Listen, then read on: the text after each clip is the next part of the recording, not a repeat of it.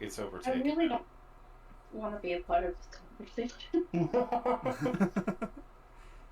Alright, we are recording. Welcome everyone to session 1 of Adventures in the Torm Coast. I am your host, Chris, aka the Dungeon Master, aka the Game Master, aka the All-Powerful. We begin our adventure in Glimmercrest, the capital city of the Torm Kingdom. Where the fuck is my map? There it is. Should I be streaming to you guys? I'm gonna say yes. Ba-ba-ba.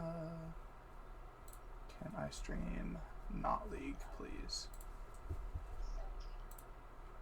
Go away. What if we RP'd the campaign in practice tool? Or in a custom game? We can't because practice tool has like a 30-minute time limit or something like that. And there No, are custom games don't. and there are 6 of us. Well, we could be on opposite teams.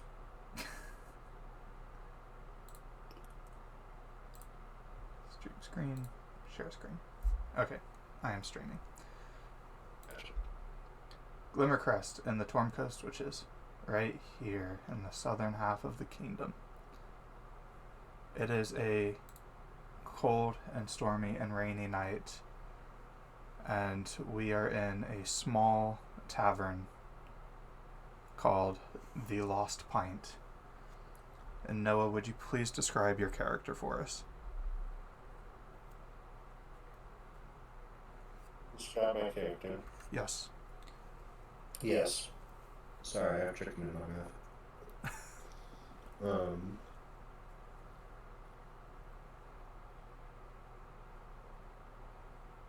My fucking scroll wheel's broken. Details. Okay. I'm a blue half-orc. I'm about just under 6 feet tall.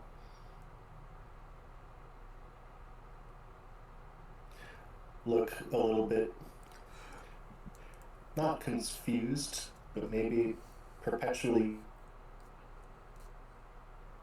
I think there's something that I'm missing. I have chainmail on. Ooh. A wooden round shield with raindrops on it, as the painted on it. Yeah. Oh, and I have a cool axe that's in like a crescent shape, tied to my hip. Fantastic. Green. So in this inn, would you be sitting at a bar or at a table? Oh, I definitely have a table that I sit at. Wonderful. Yeah. It is this bar. This little bar. So you're sitting at one of these tables, and the sweetest older halfling woman waddles over to you, and she says, "My name's Maybelle, sweetie. If there's anything at all that you'd like, just let me know, okay?" Oh, is this the inn that I basically live in? Yes, this is where you are currently staying. Okay, so do I? And this is the one I've been in for a year. Yes. Okay.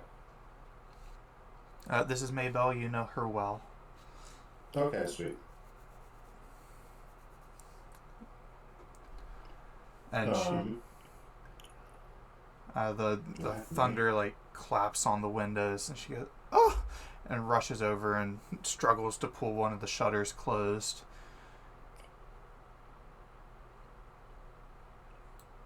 I will help her gladly. Excellent. Would you please make a strength roll for me? Yes. What do I add to it? And I just roll 2d12, right? Yep. So you're gonna pick 2 different colored d12s. One of them's gonna be hope, and the other will be fear. You're going to roll them, add them together, and tell me what the number is and if you rolled with hope or fear, and you're going to add your strength modifier to it.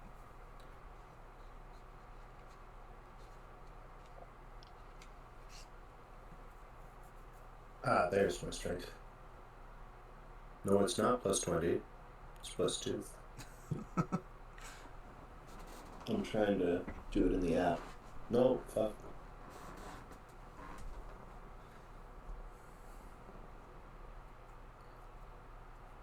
I think I got a 19 with fear. Wait, that's not possible. Yes, it is. Oh, you add them together. Yeah. I got a 19. I got a 21 with fear. Okay. So I gain a fear. So I cap out at fear at 12. I currently have 6 because I start with 5 because there are 5 players. Really freaking out as I close that window. Yes. So I think he's gonna like bang her in the head or something. so she's like leaning out of the window trying to reach the shutter, and you walk up behind her and she slips and falls, and you reach and catch her, and she's holding onto the shutter and you're holding onto her, and you both fall backwards into the room, and she falls on top of you, and she goes, "Oh, thank you so much. That storm is brutal tonight." And you can hear the sound of trumpets and drums in the air because tonight is a very special occasion.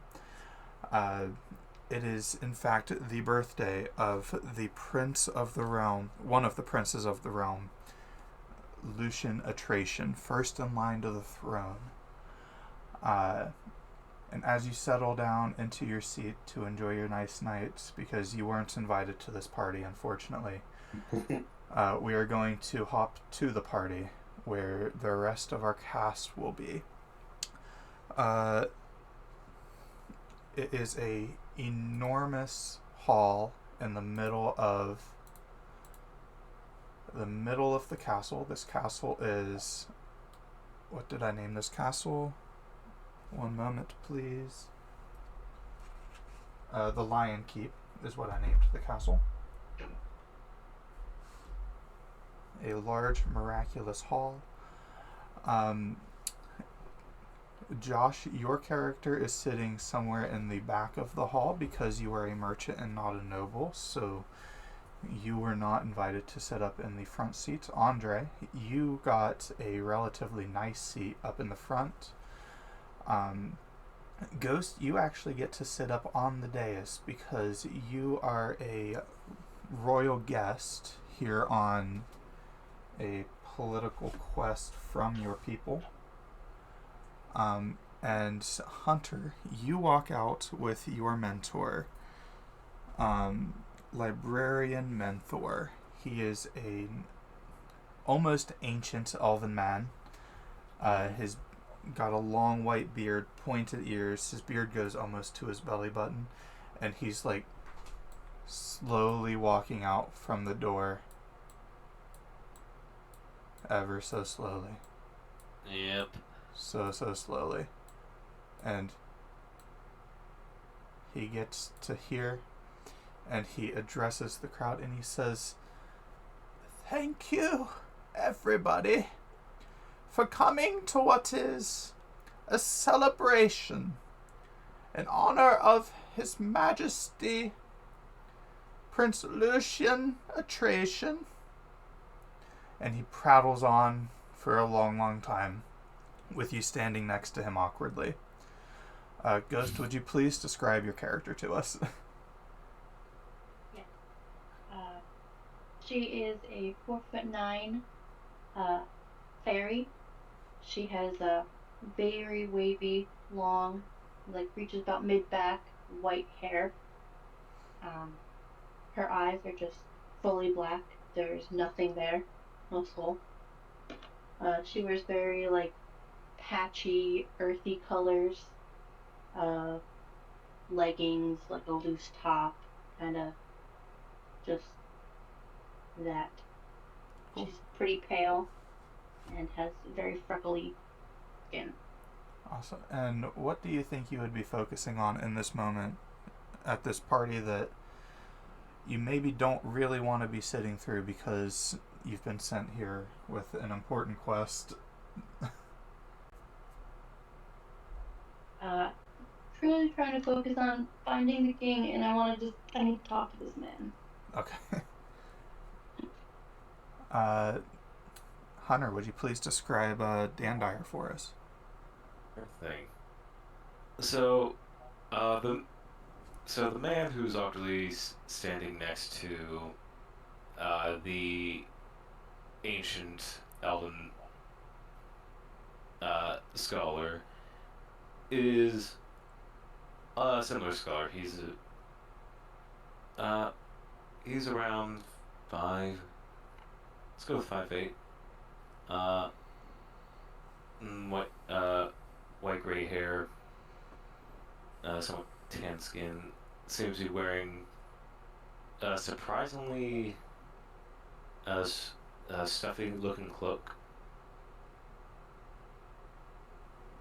Cool. I'm not sure what the weather is, but it seems that he's very accustomed to wearing like bit heftier clothing than usual, and he's just standing there, letting Menthor just kind of go about on his business because he knows it. He knows the place and he knows how he is. Awesome. He's got the authority and all that. Yeah. Hey, Josh, what's Herdather look like? Herdather resembles the Pokemon Red Ninja. He's blue. He's got very fancy clothes on. He likes to appear more elevated than he actually is, as he quietly sits. Yeah, back in the back there.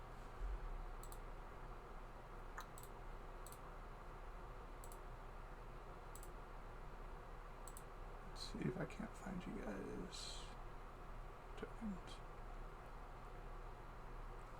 You still there, Josh? Yeah, sorry. Okay.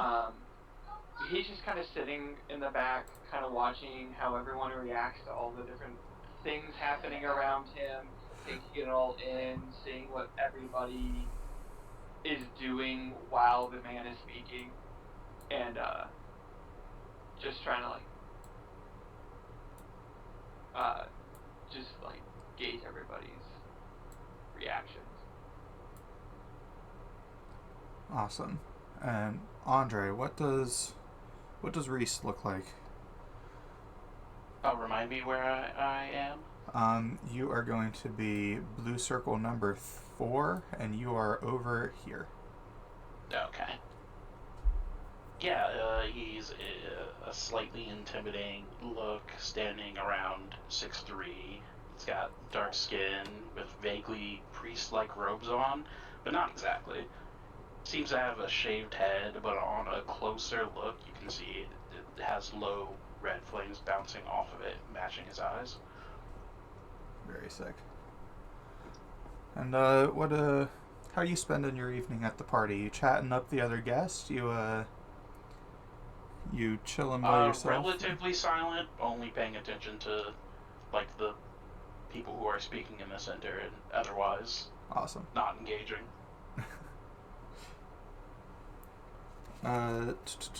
Ghost, up on the dais, there is a rather large, rather drunk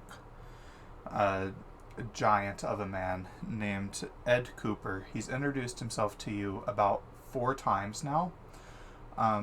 He keeps making slightly inappropriate comments about your wings. I need a color.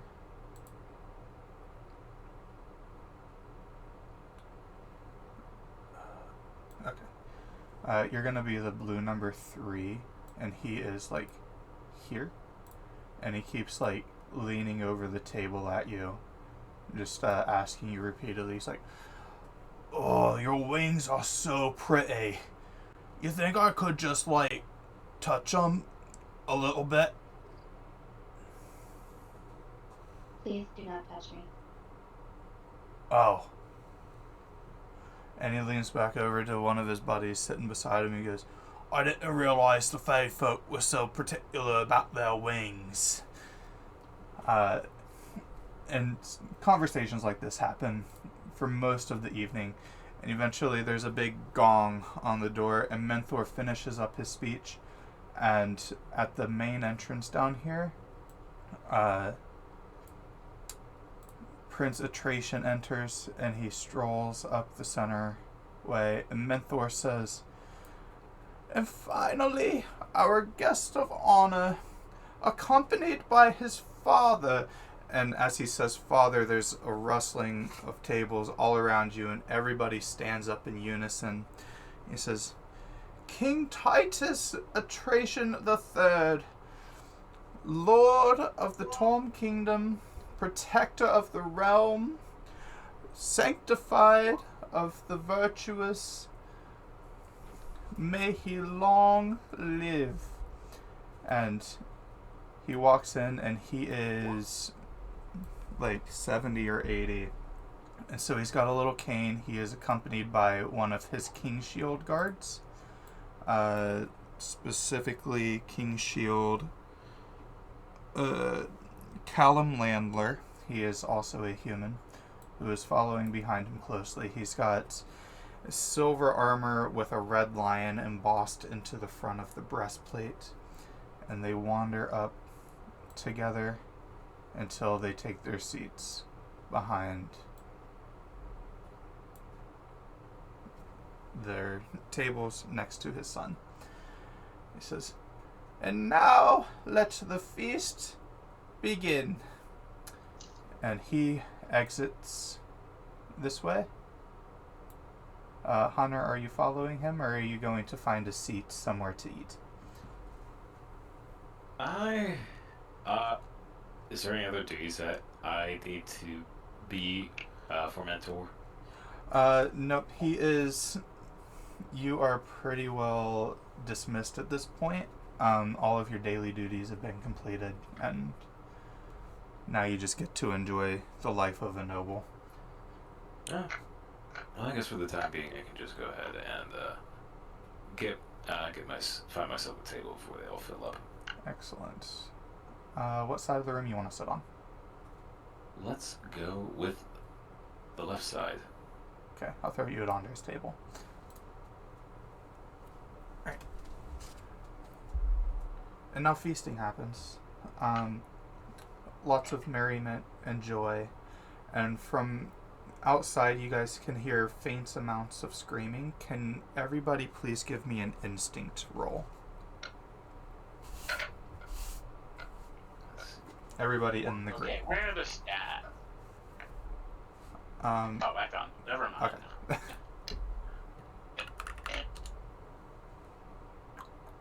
Should we do them in the roll 20 or? Either there's like a roller in the demi So you plane can that's actually fine to use. link your Demiplane account to Roll20, and it'll Oh, how do roll you it do that? you off of your character. Do you see the library book in Roll20 that says characters? Yeah. Did you say under So- library? Yeah, there it so is. that tab at the top that says characters, Chris, yeah, click on it. And Oh, on roll 20. Okay. Let me.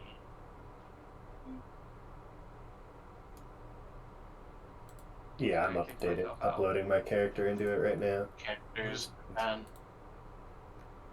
what do I do from here? if you have if you have Demiplane open, it'll prompt you to link your account to Roll20, and then Oh, your yeah, character what? will pop up. It did not do that. Hold on. Let me put them Link side by Demiplane side. character. This is crazy. I was entering it all by hand.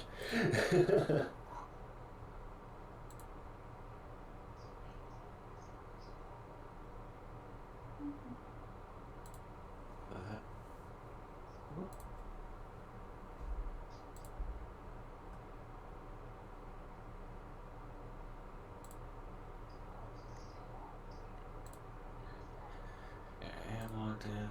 Oh, the down arrow. I see. Sorry, I should have been more clear. That's on me. There we go. How do I make a trait roll? What is the command to do that? Just click on the trait, and then Yep. it'll pop up a little window in the bottom left corner that'll ask you for advantage or disadvantage, and just roll it, and then it'll take it straight to the chat. Do I click the trait in... Oh my god, I click it in the other browser. What the heck? Oh, are you on mobile? No, I'm not on mobile, I'm just... Or refresh, but I don't. Did it do anything? It rolled... It did not roll in Roll20 for me. So if you go to characters in Roll20 now, you should. So Chris can like hover over my character because I clicked it. Yeah, so like... So then when that loads, Yours Chris, was- just click on it and like if you click on it, yeah, you can click on Did it anything. something up? Just Yeah. show them, and then hit roll. It'll add it to the chat for you.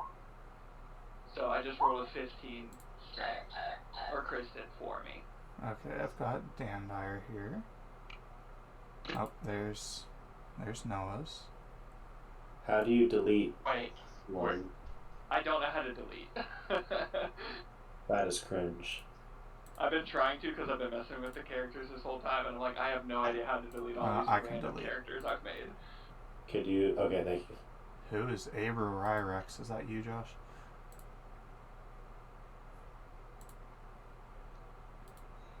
I'm deleting all the names I Oh, don't wait. know. Okay, I think I did it. I did it.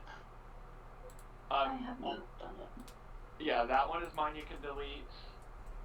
Oa Vajay Froadrock is mine. There- You can delete. To reschool branch, the one that obviously isn't linked, you can delete. Yeah. Oh, Sorry, I didn't mean to derail everybody. I just thought it would be easier this way. No, this is good. Yes, No, that's thank good. you. I still haven't figured out how to do the actual trait roll, but I do have my character in. Do you want to share your screen real quick with me, and I can try and walk you through it? It's Yeah. bottom left. There's like a little dice symbol. You click that. Hit duality when you're In Demiplane or in Roll20? So In in Demiplane. Roll20 or in Demiplane, if you watch the stream, Noah, in Roll20, if you click the book up here, go to characters, Yeah. you can see yourself here. This is linked. Yep. If you Yeah, I have her open. Yep. And then you just click on that. So I did all this, but it didn't appear in the chat when I rolled. Where is the chat? I see Hunter's What the roll, heck? I see Let me try Hunter's again. roll. Why didn't it appear in the chat when I rolled? It did. Oh, this time it did. Yeah. Hey, it just didn't appear as a trait roll before? Okay. I must have done it wrong before. I was trying to do the correct thing and simply failed. okay,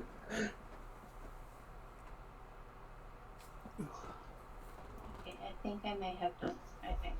Am I there? I do not see your roll. Yes, you are here. Oh, I am a person. Okay, Good, good.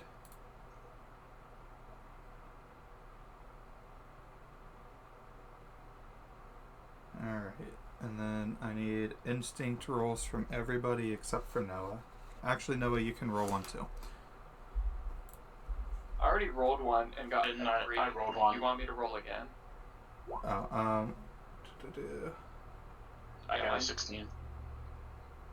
Scroll up. I got a 9.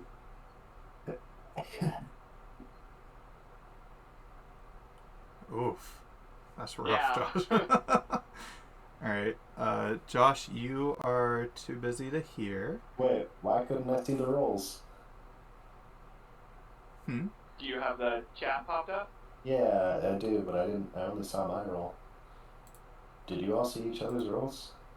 Yeah, I can see other people's rolls. What the hell? You can do a little bit of a refresh.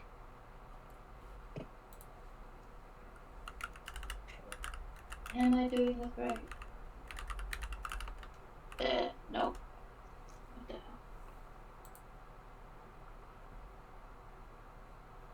In the Roll20 chat, I still only see my most recent rolls. I see other people's rolls from earlier. Like, I see an 8 that Hunter rolled earlier. Well, what rolls do you see? The most recent 3 in the chat for me are 3 that I all made myself. Alright, and then there's Yeah, one that's that I what I made. see as well. No other rolls Oh, come out. okay. Yeah. Oh, I thought you all just made rolls that would have appeared in the chat. We all made rolls earlier, and we were telling Yeah. Chris that we had made them. I see. Okay. Alright, and then Thank you. Ghost, are you figuring it out? Yes. Kind of. Alright. So Ghost, you rolled with fear. Noah rolled with fear. Andre rolled with fear. Hunter rolled with hope. So Hunter, you get a hope. Hey. And Josh rolled with fear. And also everybody but Josh, you can hear a ruckus outside of the main entrance. Whoops. Down here. That sounds like screaming and fighting and general death. Isn't hope enough here, real quick? So in your character sheet, these are your hope slots. You can spend a hope to add your experience to a roll, or if you have any abilities that require a hope, you can spend hope for that. Okay, and do you get hope with the low roll, or how does that You work? get hope if the yellow die is higher. If the yellow die Yeah. is higher. What do you So- mean by that? So Sorry. you have the 2d12s. Oh. One is yellow and one is blue. Yep. Okay, I see what you're saying. So if your yellow dies Also, higher, it's hope, and you get a hope. If the blue one is higher, it's with fear, and I get a fear. It lights up too. If you've noticed, Chris, the blue panels are fear, and the Yeah. orange ones are hope. So you can just tell based off of like the color of the roll. Mm-hmm. Got it. What was I saying? Oh yeah, there is loud noises coming from outside, screaming and clashing of steel, and general distressing sounds. Noah, you actually hear this first from where you are at the bar. If we open the map that I just made today. So this is the keep where everybody is. The bar that you're staying at is right in here on this corner. Wait, oh shit, I'm still looking at the Roll20. Oh. I'm in Discord. Yeah. So Now I'm looking at that's alright, good. so your bar is right here that you're in, and everybody is here in the main hall. And to you, it sounds like there's fighting happening in this general vicinity. In the Discord, all I see is the Roll20. And I do not see your Oh, cursor. right. Now I see your cursor. Oh, jeez. I think it was just off screen. Do you see me now? I still only see the Do you have it Roll20. streamed to just the window browser or your actual just like monitor screen? It should be the monitor screen. Is it a one monitor setup or a two monitor setup? Apparently it is not just the monitor. You know what? That's fine. The inn that you're staying at is right outside the inner wall of the castle. And from where you're sitting, it sounds like there's fighting from inside the castle walls. Like outside the main keep, but inside the inner walls of the city.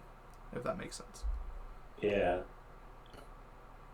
I'm gonna excuse myself and go outside. I imagine I know the area pretty well since I've lived here for a while. Am I able to? Is there any way where I can see within the castle walls? Yeah. So it's you step out onto like the main road that goes into the city, like from one of the gates up to the castle, and you literally just look left at the castle, and the big main gate to the castle wall is open, and you just look inside, and there are people with torches and pitchforks, and there's fighting and screaming happening just all around. Okay. What are they screaming? Are they screaming words? No, it is just like fight, screaming, screams of terror, just general fear and confusion and terror screaming. So the people with the pitchforks and torches are not attacking the castle. They're just, or are they? It is a mess from what you see. There seem to be a bunch of people just all fighting each other. And it's hard to discern really if there are sides or not. Are there guards involved, or is it just there are some guards involved? Yes, yeah, there are guards involved. Are there peasants just fighting other peasants, or do they look like they're? It doesn't look like there are any unarmed peasants. It seems like the peasants have like fled. Everybody. Okay. I said pitchforks. I shouldn't have said pitchforks. Everybody that's fighting seems pretty well armed. Okay. Gotcha. Are they wearing signifiers? You said there's no way to tell what side they came from or anything. Yeah, it's just like black leather armor is really what everybody's wearing that you can see. It's like dark and raining and thunderstorming and stuff. And are any of those people in the dark leather armor fighting each other? No, they all seem to be fighting the city guard. Okay.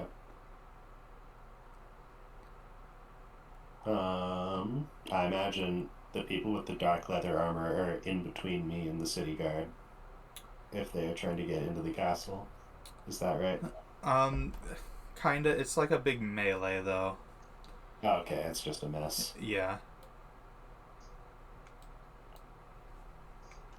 What color is my armor? I do not know. Trying to decide if I'm going to join in. I think it's brown and just I think it's just uncolored cloth and chainmail. Oh yeah. My only identifier is my shield.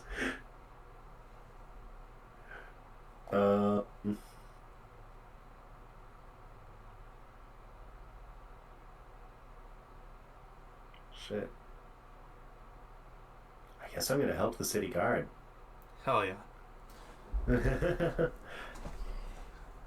So what are we doing? Are you just gonna run up and smack the closest one? Yeah, I'm gonna take my shield off my back, unwrap my axe, because I usually keep it like wrapped up in leather or cloth or something. Hell yes. I'm gonna go for non-lethal first. I'm gonna see if I can just like hit some guy in the head, sneak attack style with a gauntlet, holding my axe. Absolutely. Go ahead, and you're close enough that you're not going to have to make a movement roll. Go ahead and make an attack roll. I can hit people with my round shield. Is that better than hitting someone with the pommel of my axe? You've declared to me that you want it to be non-lethal, so you can go for max damage if you want, or you can go for lesser. It's up to you. I'll go for the max damage. I actually, I have a... I suppose I'll try this later. I have a whirlwind attack. So I'm going to try that later if I want to hit multiple people. Cool.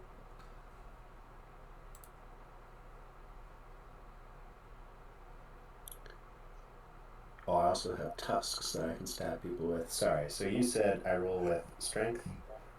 So for an attack, It looks like I just have a +2 strength bonus with my weapon. Yep, and if you want to, you can expend a hope to add one of your experiences to it. And that'll add another 2. What are my experiences? Are those like... The Merc Raider and Ghost Knight Watch. Okay. I guess I hope to do that. Yep. And sorry, that you said that adds another +2? Yes. And every time I roll a hope, I get another one? Yep. I'm not going to do that for now. Do I get any benefit from running up from the sidelines and just smacking this guy? You know what? I'll say you catch him unaware, so you can have advantage on it, which will add a d6.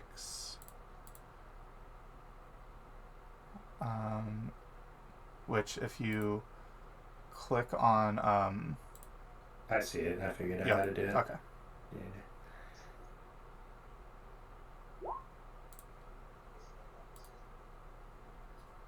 A 20 with hope.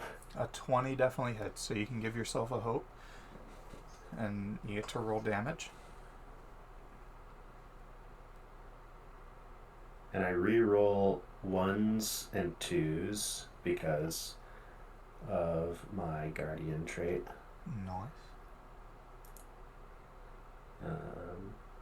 Let me just make sure it's 1s and 2s.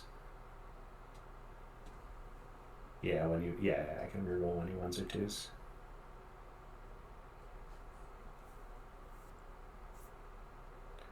Oh, max damage. Hell yes. So you just swing your axe at this man, and you catch him full in the back unaware. The blade definitely breaks skin, but it doesn't kill him. You stop yourself short of that, but he crumples onto the ground. You look across from where he was looking at, and the city guard is just standing there. He's wearing just a flowing red cloak with full plate armor. And he just looks at you and he gives you a curt nod. I'm not back. Yep. We're gonna jump back inside, where there is now banging on the front gate, and within the crowd dispersed amongst the nobles that are celebrating, these 10 odd people all just throw off their robes and reveal black cloaks underneath, and they run and they start attacking some of the nobles. It seems to be a coordinated strike, and before you guys can react, about 6 people have died. You guys do have the spotlight, though. There are 4 of you in the room, and you guys get to choose in what order you move and what you're doing on your order.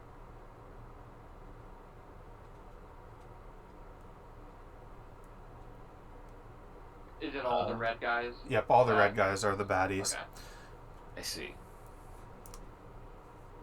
How does movement work in this game? Are we set to 30 feet, or is it just kind of... You get 30 feet of movement, and if you want to move further than that, you can, but you have to make a roll to do it. Okay, so where's the so is there only just one entrance, and that's all the way here? Yep, so there's the entrance here. The things on the side and the back are enormous fireplaces, and then there are the two doors in the very back that lead deeper into the castle. Oh, Chris. Yeah. Can I have gone unstoppable? Yes. Okay, cool. I'm currently unstoppable, and my die is at 2. Hell yeah. If nobody's going to take the spotlight, I think I'm going to walk up to this table here and just try to hide. Yeah, go ahead and give me a finesse roll as you do that. Difficulty is 5 because of the just mass confusion of the situation. That's a 13 with fear. Huge for me.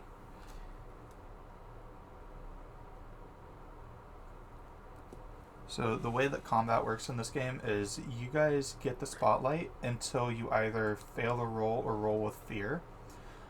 Because Josh just rolled with fear, I'm going to get to go. And I am going to pull... Are you going to move me? Oh, yes, sorry. Are we able to move ourselves? No. And just so you know, Chris, if I am hidden, I am actually cloaked, which means I will be unseen even if somebody walks over there until I move or attack. Okay. Just so you know. Can I give you...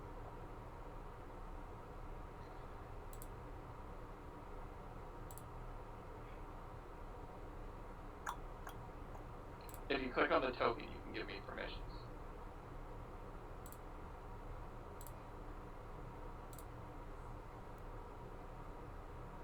Okay, quick hit, question. hit that.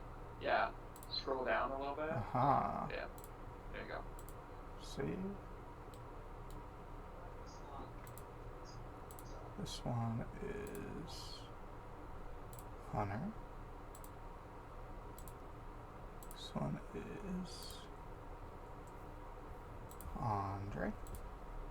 Question about cards. It's referring to cards in some of these things. What does it mean by that? Cards are the abilities that you have. Okay.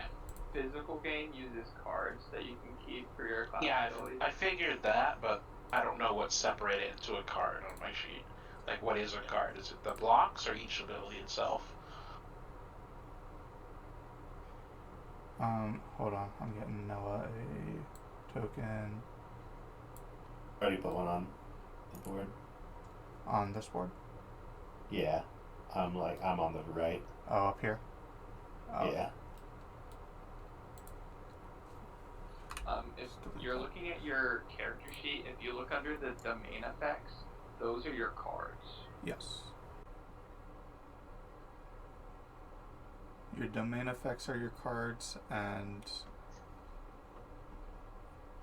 that's And your subclass. yes. So I was asking about that because I have a thing that lets me place a domain card from my loadout into the vault, which I don't know what that means. You don't have a vault yet? He can have a vault. So basically, you just, to put something in your vault. Oh, where's the thing? Go away. It's next to domain effects. Yes. You can click View Vault. And I can't do it because this character is a warrior. Where was Vault? Right next to domain effects. Oh, okay, I see. You have to take a rest to interact with the vault, I think, Chris. His power lets him do it beforehand. Yeah, I think Well, like in once the per long system. rest. I think in the in the application, I think you can move things. Okay. I don't know. Basically, putting something in your vault, it just takes it away from your... It makes it so that you can't use it until you rest it again. So, like, if you have an ability that you're not going to use, you can put it in the vault, and you won't have access to it, and it'll power your one ability. I have an ability that lets me just do that. So I have to go to the downtime thing to do it, basically. Yeah. Just once per long rest, you can place a domain card from your loadout into your vault and choose either blank blank. Yeah, I mean, I'll trust you if you say that you did it, because you've only got 2 abilities. Yep. Okay. Continue. Okay. So this guy here is going to walk right there, and he is going to stab Hunter.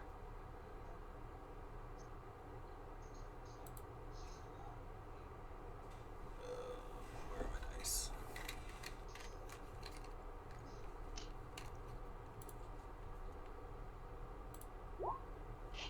And I roll d20s because I'm the GM. He missed. So it is back to you guys. Okay, so we can just sort of take our turns. Yeah, you guys get to move in whatever order makes sense to you guys. But if you're taking, retaliate after, or what's going on? Yeah, I could. Yeah, just a heads up, if you guys are like stalling or whatever, I can take the spotlight back by spending a fear.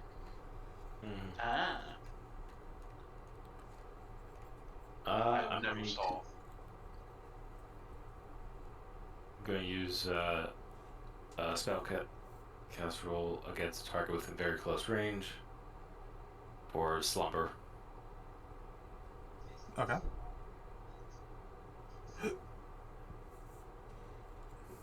Second.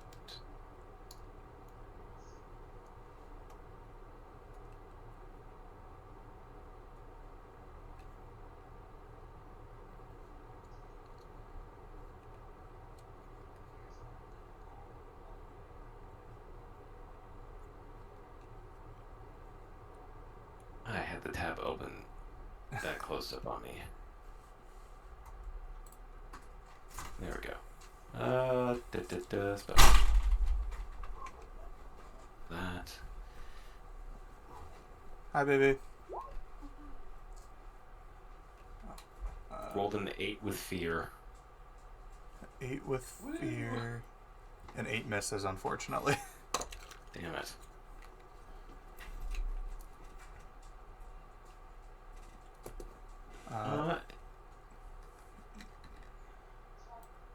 This guy is going to run up. These two people are members of the Kingsguard. That guy is going to run up and start fighting the Kingsguard. And he also missed. I'm going to spend a fear to go again, though. And have this guy run up and smack this other one, who also missed. I'm not using roll 20 dice anymore. I've rolled 2 ones. Back to you guys, though. Can I, like, try to stealth up behind this guy and attack him? Yeah, as long as nobody else has anything they immediately want to do. I want to assist Hunter, you know, get in there.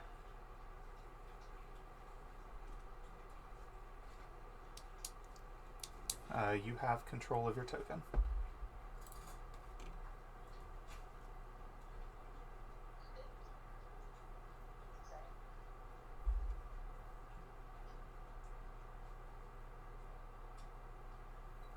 So, who's doing what? Sorry. Yeah, I thought someone was moving something when you said that.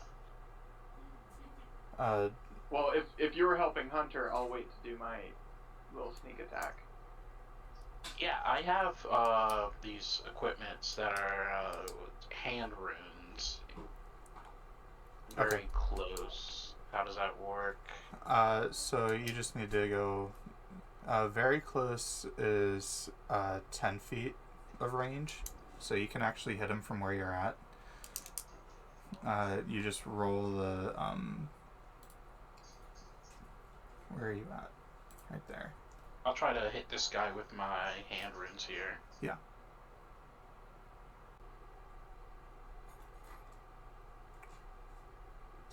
And if you'd like to, I would let you use controlled temper with this if you want to increase the roll. And does that cost the hope? Yep. I'll wait on that.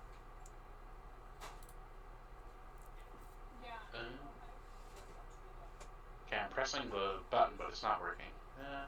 It might be because I did something dumb.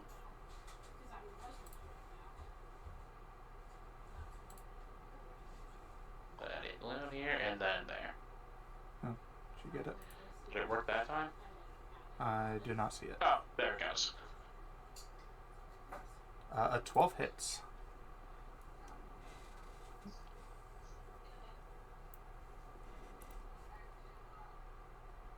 What is it? Hand runes. What exactly does it mean? I think they're just like stones that you hold in your hand that make your fists magic. Okay. I'll have the flavor of, fire on it. Yeah.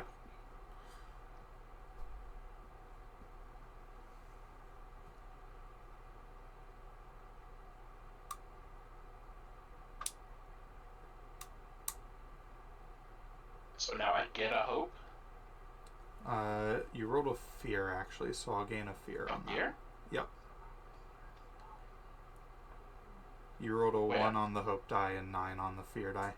Oh, wait, yellow is the hope die? Uh-huh. Yes. I thought you said I got a fear earlier. Okay, yeah, okay, never mind. I confused myself. I did. Okay. I totally just associated yellow with fear and just ran with it.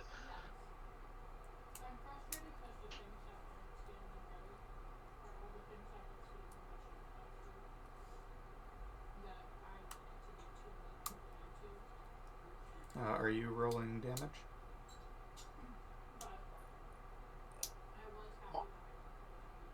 Do I do that?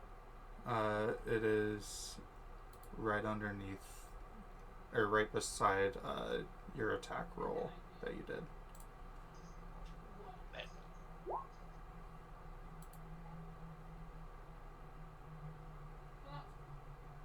Two. Okay.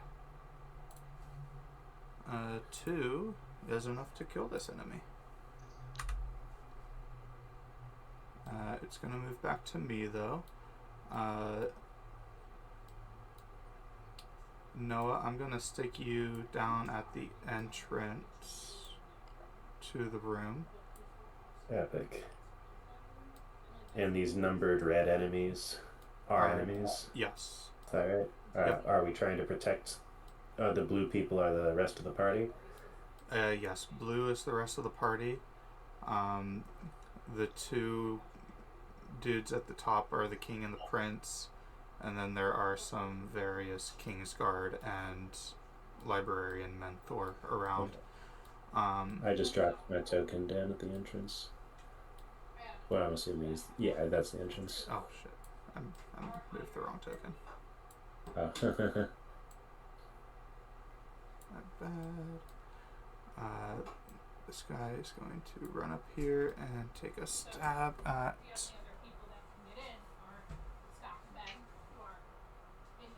Where'd my dice go? Hey, this one hit. It's a miracle. And does 2 damage to that Kingsguard. So she takes 1 HP worth of damage. I'm gonna spend a fear to activate another enemy.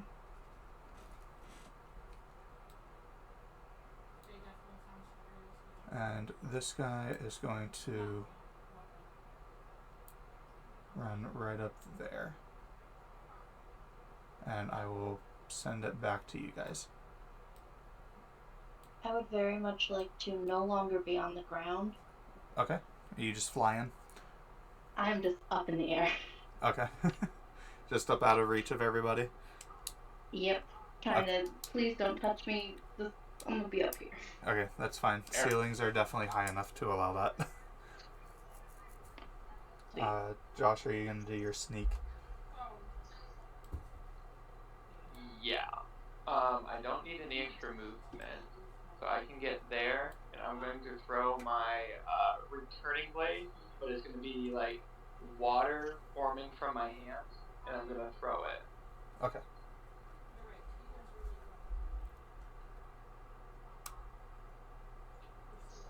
I'm done using this roller, by the way, Chris. But does That's that great for me. Well, 16. A 16 does hit. Go ahead and roll damage.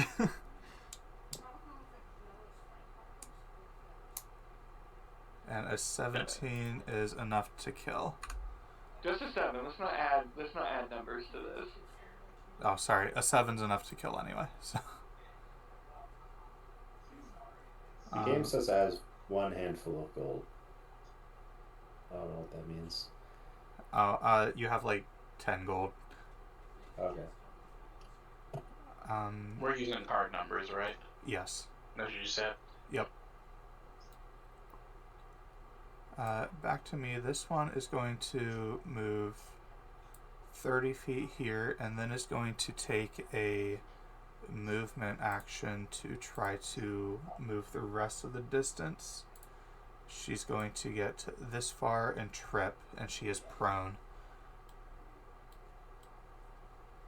Is the movement thing a set number? No, it's just based on terrain. The difficulty is like 5 because it's just marble floor. Okay. It's gonna move back to you guys though. Ghost, do you want to do something?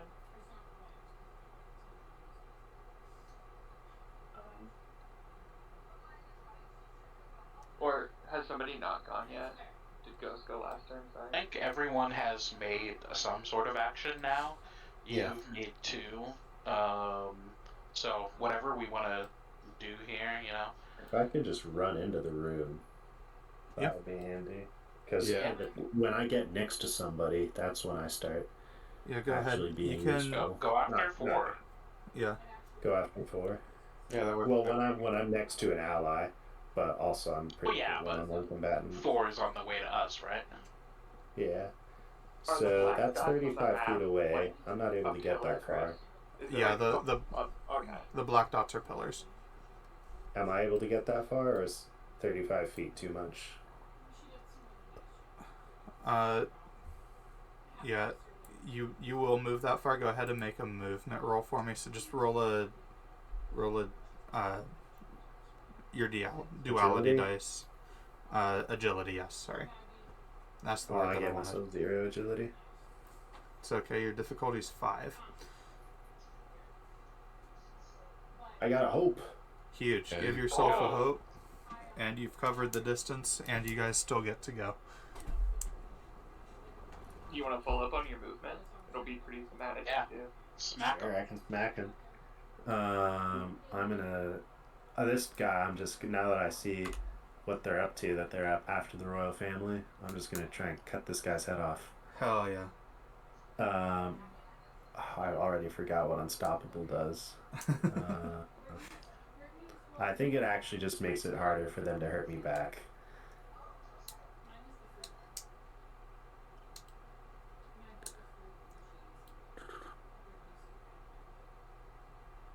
Yeah. Oh, unfortunately, hurting this guy is going to make me unstoppable for less time. That's fine. Doesn't look like they're necessarily after me. Yeah. I'm going to attack.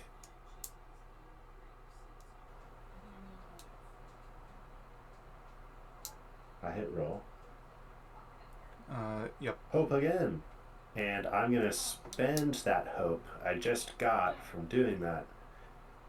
If he lives through my axe, I'm going to spend it, that is, to gore him with my tusks, as well as hit him with my axe. Okay, well, I'll let you know right now that the axe does kill him, so don't worry about that. Oh, okay. Yeah, no, most of these guys are just little minions. Okay. There are 4 big scary guys. They are the 2 circles. Look like big bruisery types. The 0 square in the center, he is an enormous, like, hulking behemoth looking dude. And the 0 circle standing behind the prince looks like he's probably the leader. What about the other 0 circle? On the far left? Far left? Or is that a circle? It's not a circle. Oh, that's a hexagon. He is. Oh. Yeah, he's one of We the. should do something about that 0 circle behind the prince. I do have a short staff. The 0 hex is just a normal dude. Yeah, 0 hex is a normal dude. Okay. Does it look like that 0 circle behind the prince is about to kill the prince? It is going to be his turn very soon. We should use like a spell or something to kill him before he does that. And I have range attacks. I could soften with my short staff. Whoever wants to get in there, though, I think he's finished his turn, so. I can unleash chaos. Unleash chaos. Targeting the prince.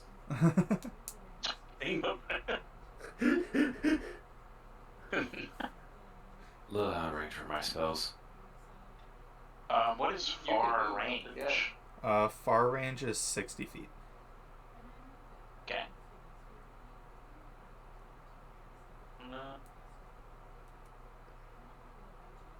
So Well, you can walk up and you'll be in range. Let me go ahead and go. I'll walk up.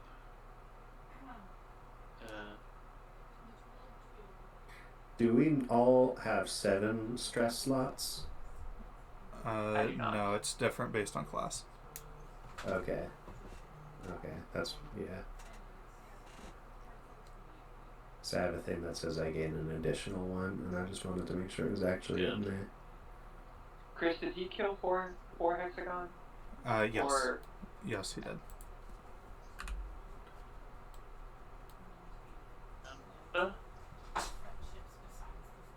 Go ahead and do a lot of nonsense here, I guess.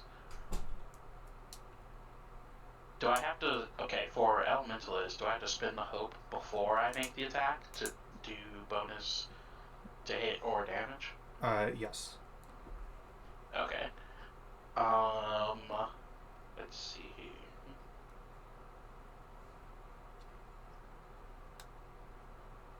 I am going to...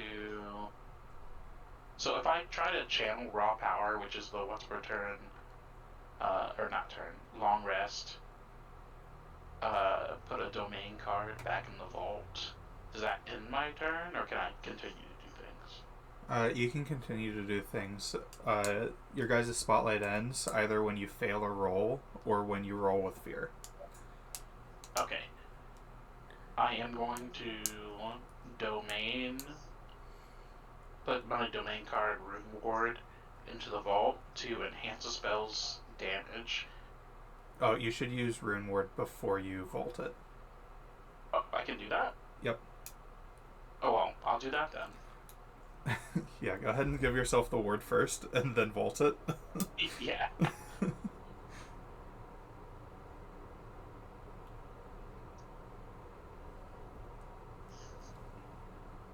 When you take damage, is it that you can mark an armor slot instead of losing a hit point? 1. Yeah, you can mark 1 armor slot to reduce the severity of the damage by 1. Dang. So I can turn a severe injury into a minor injury with both my armor and unstoppable? Yeah. With Rune Ward, when am I putting that? You just have it. Okay, it's just a thing. Yeah. Got it. It's 1, so. Cool. Then I'll channel Raw Power to vault the Rune Ward. And Unleash Chaos. It's a spellcast roll. I'll spend a hope as well. Nice. For the Elementalist thing to give +2 to hit. Okay.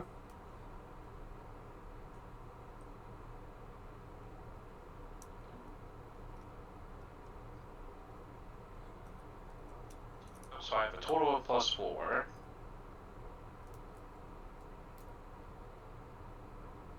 A 21 definitely hits. You can go ahead and roll damage. Nice. Okay, so on success, roll a number of d10s equal to the tokens you... do I have to declare how many tokens I spend? I don't know. Either way, I'm spending both. I have to. That's all I have. Alright, go ahead then. I think it's just saying, like, if you fail, you lose the tokens you declared. I think is all it's saying, so in this situation, it's fine. It says specifically, roll a number of d10s equal to the tokens you spent and deal that much magic damage to the target. Does it say anything about spending it beforehand? Like I said, I think in this situation you're perfectly fine. The game's pretty forgiving. I don't think it makes you use the tokens unless you hit. Okay, and how do I just roll 2d10?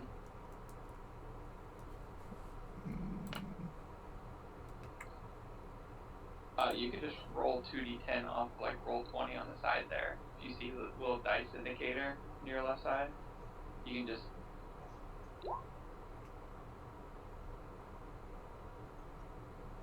Place indicator on the left side. Oh, yeah.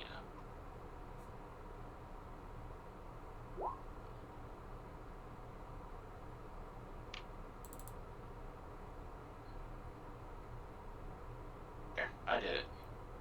Okay. Damn. 21 is severe damage to the leader. You did 21 damage? No, I did No, not. Chris, that's the Scroll down. spellcasting roll. Oh, shit. Oh, my bad. If you want 10 to do damage. 21, though. I was gonna say, I think I do a lot of damage, and the max I can do is 14. Well, I could have done 20 there. Yeah. I could have done a total of 23 if I spent the hope in a different way. Okay, you have done major damage to the leader, and... Yeah. I'm sending out a very fire blasty big explosion. Yep, and you very made your soon. spellcast roll with hope, so you guys still have the spotlight. Hell yeah. Can I make the leader more on fire? You can indeed. Well, he is standing by a fireplace. Are you going to shove him into the fireplace?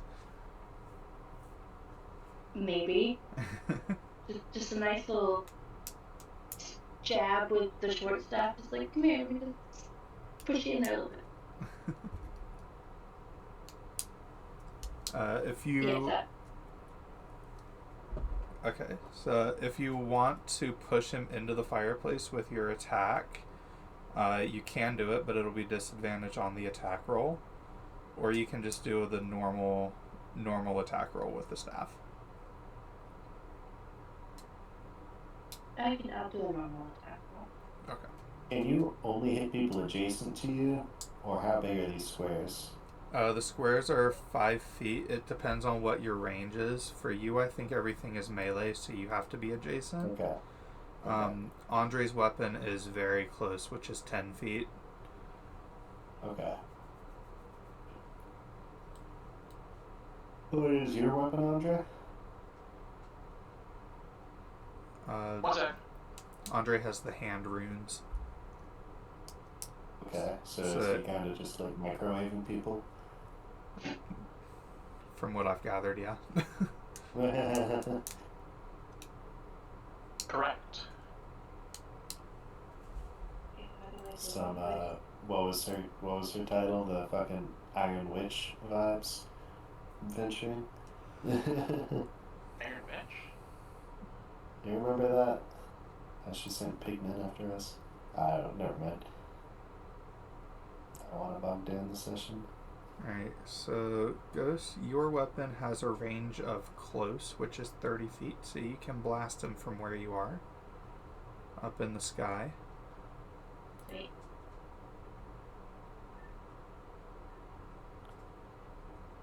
Do I just click? You're going to click the +2 instinct next to the weapon.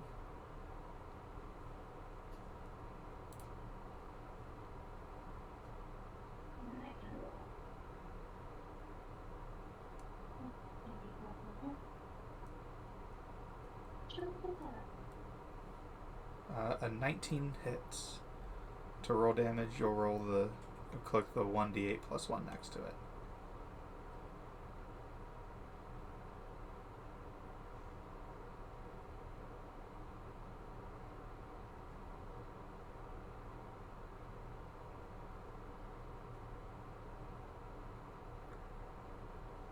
Seven is also major damage, and the leader man is indeed bloody now. But you did roll with fierce, so it's going to be his turn. Are you a freeborn ghost? What's your community? I think she's wildborn. Wildborn, damn.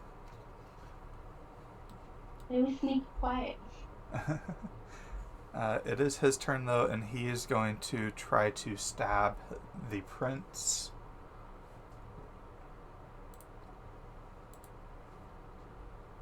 He hits on a 21 total.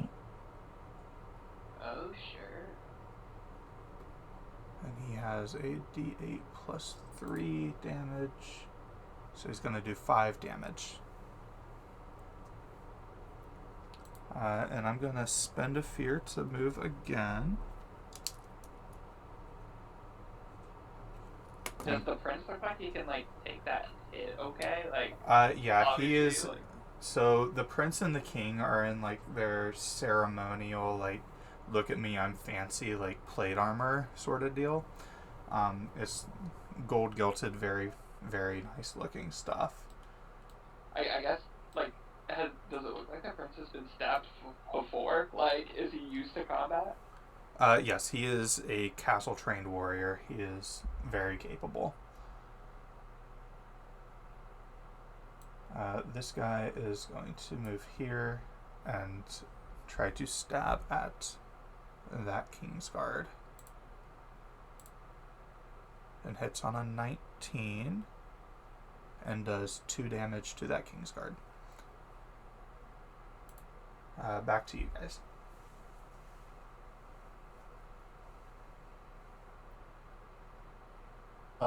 So the reason I bring up being a freeborn is if I do an action with fear, I can turn it into an action with hope once per session. Mm-hmm. So it's probably a good idea for when I'm going to go on around for me to go at the beginning. So that even if I screw it up, our round doesn't end right then and there. Yeah, also... So I'm not saying I should go right now, I just want to let everybody know that. Also, you should have been moving this whole time because you can move 30 feet for free. Oh, cool. Without having to make a roll. So we'll say that you've gotten like 3 rounds of movement and you're like up here now. Just cool. Somewhere behind that row that you're on. And so that's including this round of movement? No, just up to this point because I've gone like 3 times and you haven't moved yet. Well, you said the leader is one of the... Is that Square Zero like an elite or something? Yeah, he is a big hulking monster of a human. Who's number 2? Number 1 and number 2, the circles, are a couple of bruisery looking guys. No, sorry, the blue. That's That's Hunter. Well, you convinced me you're a noble, right? Right. Ooh, I don't remember who you are. Are you like a scholar? You are. Yeah. So you don't have like a melee weapon? Not really. How about number 4? Who's that? That's Andre. He is a noble. Right. What are you asking? He's just trying to figure out who everyone is. I was looking for someone to flank one of these guys with me in melee, but it doesn't look like that's going to happen. Well, you can use this guard. I can use that guard. You can use that guard.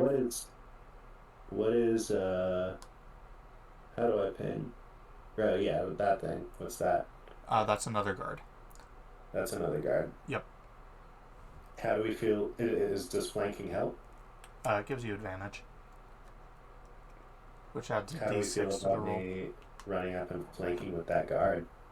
Let me give you something at least to help you. I will cast. I will spend a hope to cast Tavi's armor on you. Sweet. What does that do? I will give you bonus to your armor score until your next round. Sweet.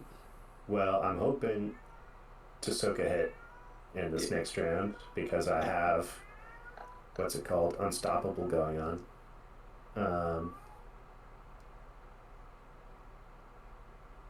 And that makes me take less damage and also do a bunch more damage.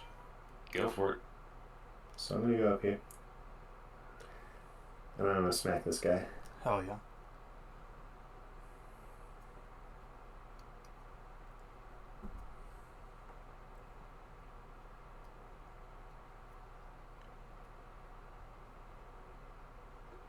A 23 hits, and you get a hope.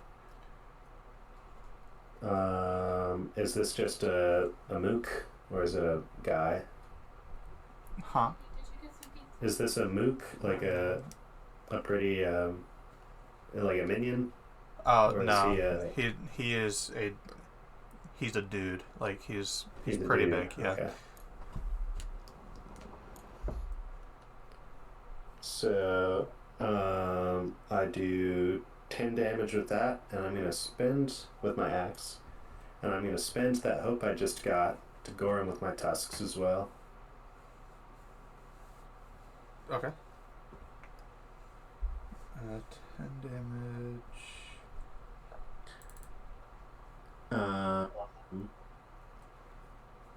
And it didn't actually do this for me, but I add to this damage roll the value of my unstoppable die.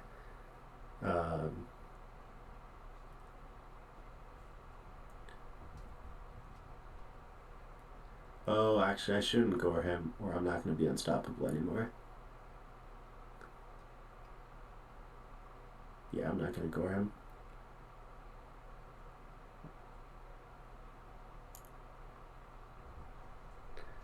What are all the things you can spend hope on? Because I'm at maximum hope. Every class has like a 3 hope ability that they can cast, and your domain specs could have like hope spendings. So. Yeah. None of mine are. Yeah, I think the only thing things I especially want to do. Or if you have a experience that is relevant to this, you might be able to spend hope on that, but I don't know what your experience is about. Oh, right, I can spend hope on experiences. Mm-hmm. Okay. I'll just do that next turn then. Okay. That's going to be my activation. Okay. I'd like to go next if nobody else is. I'm going to move 30 feet here. And then I'm going to throw one of my water daggers at this guy. Mm-hmm. We're going to see that is a finesse, which I get +2/4. That is a 15 with hope. 15 with hope hits. Yep. And because he is in melee range with an ally, can I consider this guard an ally? Yes, you can consider the guard an ally. I'm going to get sneak attack, so I'm going to add a d6 to my damage roll. Okay. It's only 5, though. Okay. It's 7, sorry. Wait, yeah, it's 7. Okay. And then, that's my turn. Right, you guys still have it? Yeah.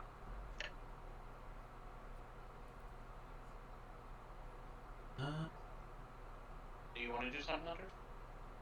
I already did something. I gave no armor. I'll run up and try to assist this character whose name is Shiv. Shiv. Shiv. Okay.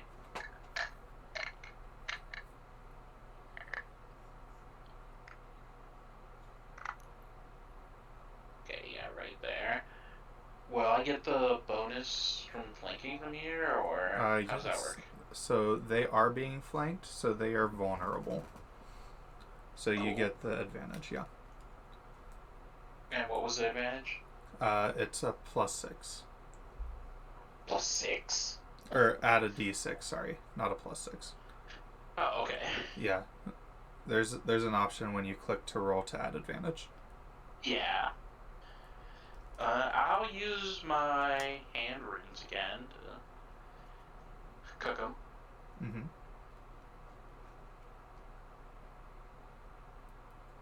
Advantage. A 22 hits, and you get a fear. Okay, and then damage.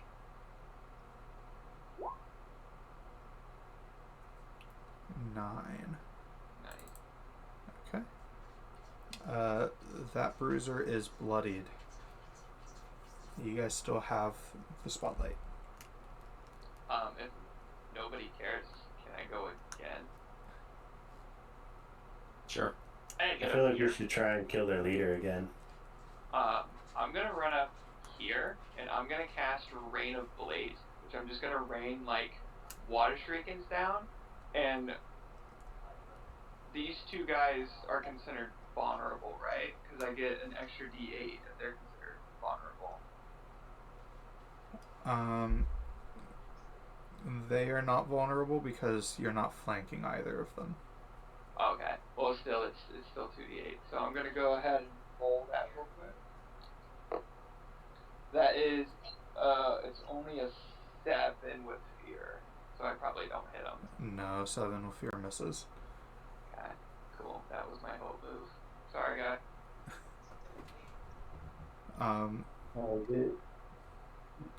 This guy is going to move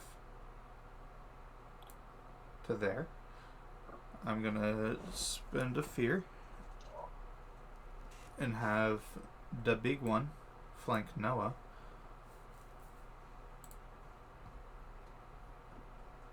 And he is going to Innovation of 8. I don't know what that means. What'd you say? It's your arm class. Okay. So he's got to roll an 8 or higher to hit you with this roll. On 2d12s. Okay. That's not very No, hard. he rolls d20s. Yeah, I rolled he d20s. He can't give himself fear. We have to give him fear. Oh, so you hit most of the time in this game. Seems like. It's more forgiving than D&D is, for sure. Yeah.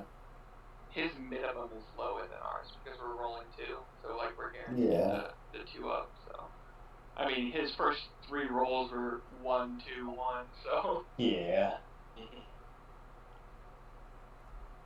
Alright, I lied. He's not going to flank you, actually. He is going to move to here, and he has a long-ass club. I'm going to spend another fear to activate his power, and when he makes his attack roll, it can hit both Shiv and Reese. Okay. And he missed. Oh. Damn. Damn. What does stress do? Stress is like it works. It's kind of like HP or like Hope is. It's another resource that you have. I can do things that give you stress. You can use abilities that cost stress. But once you have maximum stress, if you get stressed again, you mark a hit point instead of stress. Okay, cool. Gotcha. Because I can damage people when they damage me if I mark stress. It is back to you guys, though. What do we want to do? I would like to push this leader man into the fire. Do it. yeah. Hell yes. I am happy to move to create flanking and try and absorb attacks, but I would like to not make any more attack rolls for now, because if I get another hit, my unstoppable falls off and I stop being able to tank as hard. Gotcha. So just so y'all know, I'm happy to position and take hits, but should not attack anymore for a bit. Quick rules question, Chris. If I move out of the combat range of somebody, do they get attack of opportunity like in D&D? Nope. Attack of opportunity only exists for the warrior class. Neat.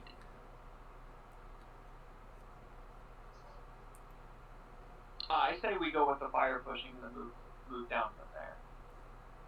Gotcha. Do it. I will. Well, I'm Are you- happy I ever. Alright, Ghost, are you gonna, like, fly over to him and push him, or are you gonna try and blast him in? Forgive me for asking, what class are you again? I am a druid. Cool. I'm gonna blast him just because I don't want to get too close Okay, go to the ahead fire and itself. go ahead and make an attack roll with your weapon at disadvantage. to push in. How would we do this?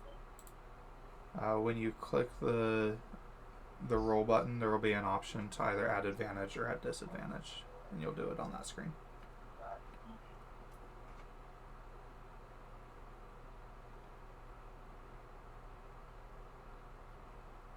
And if you have a hope, you can spend a hope to use one of your experiences to add to the roll.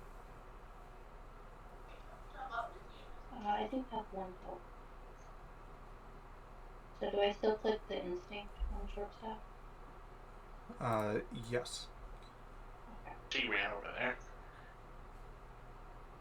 I have No, she's still there. a disadvantage. And I think I'll do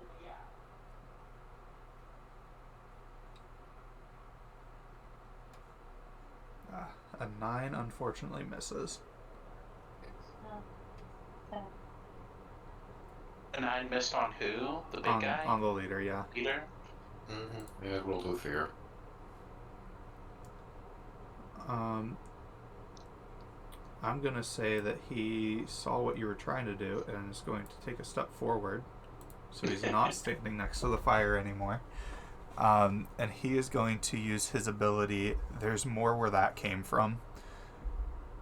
He's going to shout into the back hall.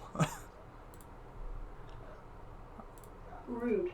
And 3 more dudes are going to appear. Lovely.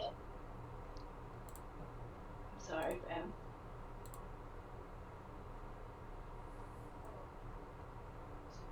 What's the big square guy holding? What's his weapon? He's got a big club. Okay. Is he wearing armor?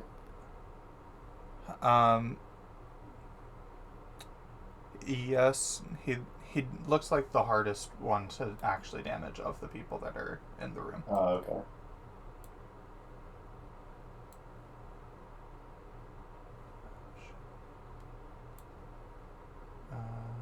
Let's get rid of that, and we'll do this instead.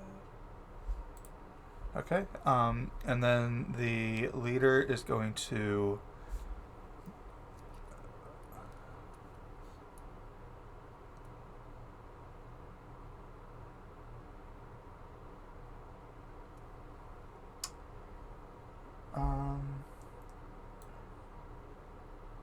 actually, I lied. Leader's gonna jump off the stage and try to stab Shiv. I thought I was gonna have him use an ability, but I can't use it at the moment. So instead, he's just going to attack Noah. And he gets a +2 to hit. Asian 8. He rolled a 7. What'd you say your evasion was? An 8. And he missed. Fuck yeah. So, if somebody hits me with major damage, and my armor reduces it by 1, and I'm unstoppable, does that mean I don't get hit at all? I just don't mark any HP? Yeah. Hell yeah. I have 7 armor slots right now. From Hunter. 2 from Hunter, 5 for me. The lieutenant's going to mark a stress to spotlight 2 of the little goons. 3 is going he jumps down from the prince. He did, yeah. He saw people actually killing his buddies. Number 3 is going to flank this person and make an attack roll on them. And hit for 2 damage. And number 4 is going to... Oh my god, stop. He's going to move there and attack that person. Unstoppable so early. Not 2d20. Just 1d20. Does your unstoppable work? I rolled a 2. I get 5 rounds of it. And it's rounds. not rounds. I get 5 damage rolls of it and after I've rolled damage 5 times, it goes away. Okay, it is back to you Starts at guys. 1. I will be back in like 2 seconds. I'm gonna go grab a slice of pizza. Okay. Sorry, it starts at 1, and after it hits 5, then it's gone. But the value it's at adds to my damage. I'd like to move, like, right here. Can you guys do that? I don't think I can. You can hold the click to ping where you want. Oh, there. Yeah, I saw it. That's I think me. this moving is just into kind of yellow. letting us all move whenever we want, but for people to take like dedicated actions. By the way, that he had him like run up the ballroom. So yeah, we could like kind of position how we Wait. want. Yeah. Could you let me make an attack before anything else? Because there are 3 people around me, and I have whirlwind attack. No, Yeah. because if I just move, right, that's not going to cost up an action. Yeah, No, I think we can all move 30 exactly. feet before somebody Yeah. does something. I just would like to make the first roll, if that's okay. Because even though I lose unstoppable, Yeah, my I can movement hit is all 3 of them at once. Okay. That's fine with me. So I feel like hitting all 3 of them is worth it. Anyone else want to move? If I move here, do you think Chris will give you flanking on these 2 guys? Where'd you Probably pick? not. I think we have to be right across from each other, but it's worth asking. So if I move there, you'll have him on 2. You'll have. Yeah. You'll be flanking on the Yeah. 0 circle, and there's already Yeah. flanking on the 1 circle. I don't know if flanking will do anything for your ability, because I doubt you're making attack rolls against each individual person, but I don't know. I use the attack against all other targets within very close So it is an attack roll. Yeah. But I Wait. feel like if you just pick this guy with advantage, do you get, like, you can use that roll against all of them? I don't know. Like, I'll That's see what pretty Chris funny. thinks. That's It's pretty weird funny. because Whirlwind attack says I use the same attack against all enemies in very close range, which is funny because I have a melee weapon. So I guess I hit farther out than my weapon actually goes. it's like that school. That makes sense. You like I just create a little whirlwind. Yeah, you're holding it on the very tip, and you're spinning Yeah. around. Okay, Alright, I'm back, lads. Oh, We're gonna do some movements, and then I'm gonna do a Garen moment. Okay. so I moved my guy to where he is right now, 30 feet. Yep.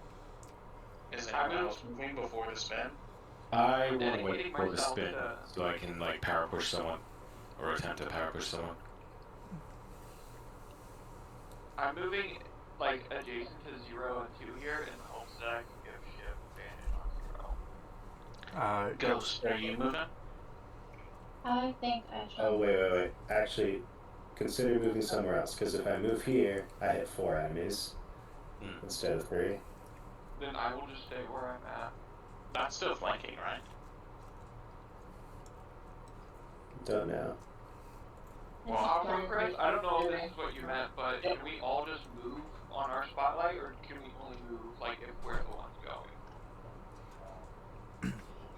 going? So you can all move on the spotlight, Okay. within reason. Yeah. I But trust we us assumed- to not overly metagame it, and if you do overly metagame it, then I'll just take the spotlight away. We were just kind of, Alright. we were at the consensus that as long as we don't have to make a roll, we can move within our 30 feet, like, radius, Yep. so. Yeah, people are just, everyone runs around Yeah. before anything happens. So this isn't relevant right now, but when I whirlwind attack, it looks like it hits all other targets within very close. Luckily, there are no other targets within very close other than enemies. Mm-hmm. But Chris, Uh-huh. I am going to attack the guy in front of me, Yep. and if the attack is successful, I do the same attack on 2, 1, and the other 0. Okay.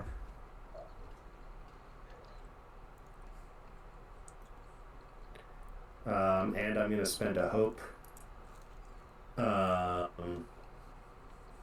use one of my experiences as a fucking raider and jumping into tents and shit and spinning on people. Hell yeah. Your difficulty to hit the guy in front of you is 12. It's 12, okay.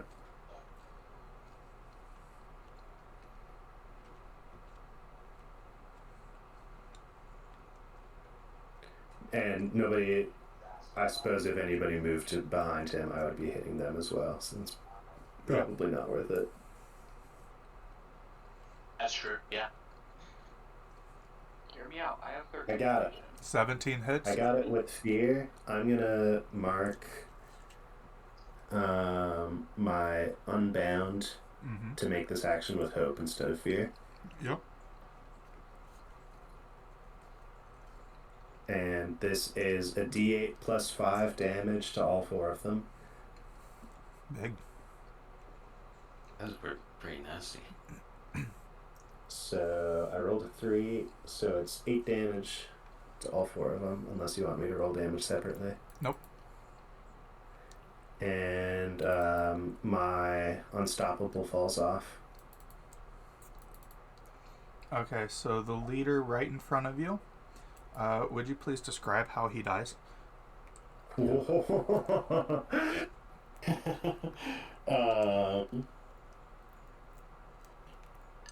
Fucking hell. I think just a good Dexterity skew. grab by the hair with the shield arm. Yeah, Darius Q from there.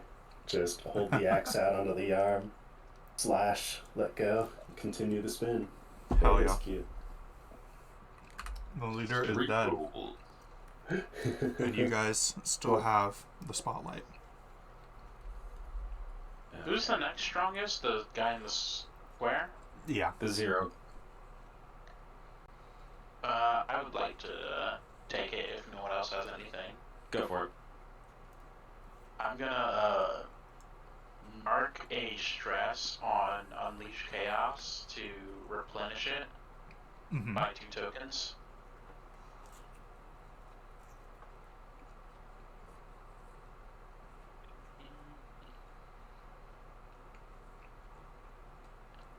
And I'm going to burn that guy. Huge.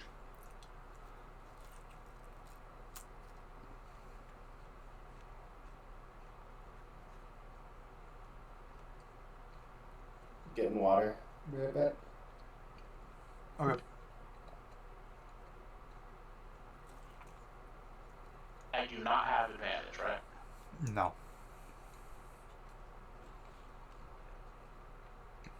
A 13 just hits. Ooh. Touch. And that's with hope? Yep.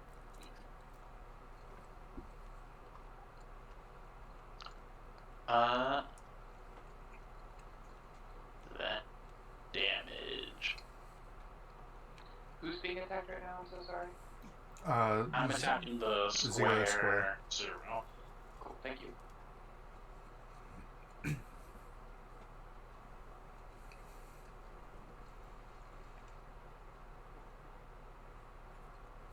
That's 2d10. Pretty good. 15. 15 is pretty good. And he is now bloody. You rolled with hope, so you guys still have the spotlight. Alright. I might as well do this now. I will Arcane Barrage on the 0 to try and finish him off. Spending 2 hope. Okay.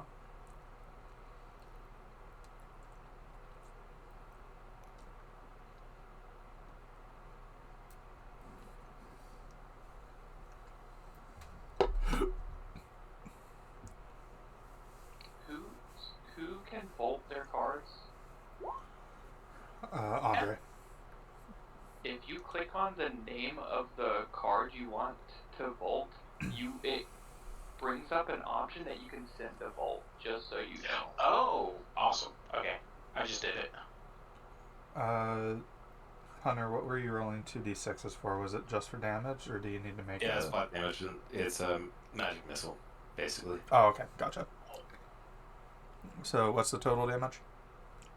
3. Okay. He is still bloody. Damn I'm gonna go if nobody else has anything. Yeah. Sure. I'm gonna move back a little bit, and I'm just gonna throw a dagger at him. Okay. That was 17 with fear, 17 hits. and it's just a D8 because he's not in combat with anybody. That's 7 damage.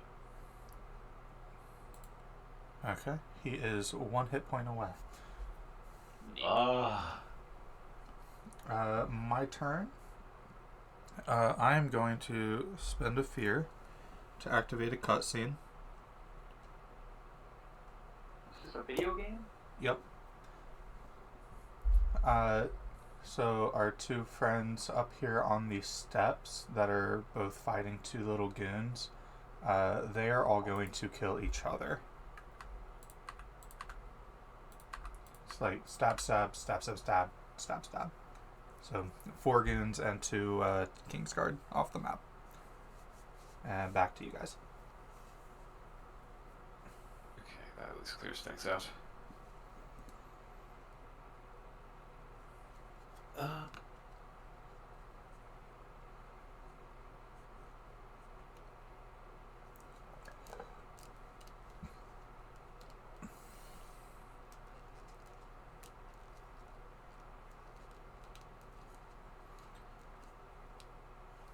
I mean, if nobody's gonna go, I'll just throw another dagger at this guy and see if we can kill him. Yeah, go for it. That is I was a getting 14. lemonade. That's a 14. Lemonade. 14 with hope. Yes. Yep. And that is 4 points of damage. 4 points of damage is enough to kill him. Go ahead and describe how you kill this big hulking behemoth of a man. I think I just throw a water dagger, pinpoint right between the eyes, and the water dissipates, leaving the gashing blood hole just oozing from his face as he just falls down. Nasty. Who just died? The big one. 0 square.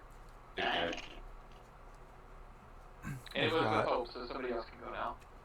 You've got 2 minions and 2 bruisery looking dudes. Let's see. I will use. Gonna have to pull things up again because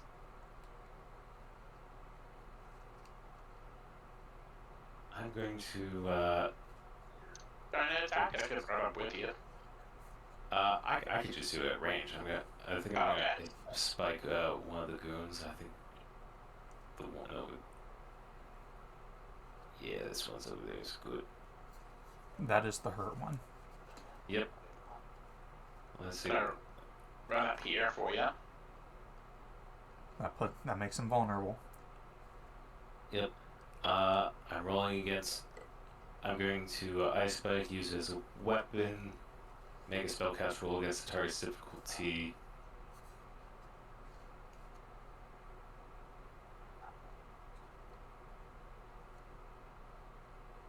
A 10 misses. Damn. That's with the pros roll? That's with what? Normal? I do at range, so it's not flanking. Well, he's being flanked. Right Yeah, now. no, the enemy is vulnerable, so you get advantage on it. Oh, my apologies. Yeah, go ahead and just roll a d6 and add it to the total. Gotcha. It's gonna be with fear, so. Yeah. 11. Oh, 11 still misses. oh, sad. Freaking out, she's gonna go though. And move.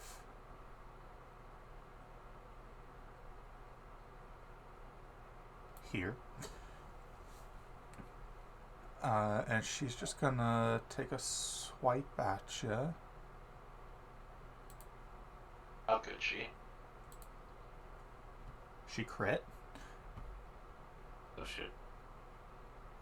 So the way crits work in this game is instead of doubling the number on the die, you get the full value of one die, and then you also get to roll on top of it.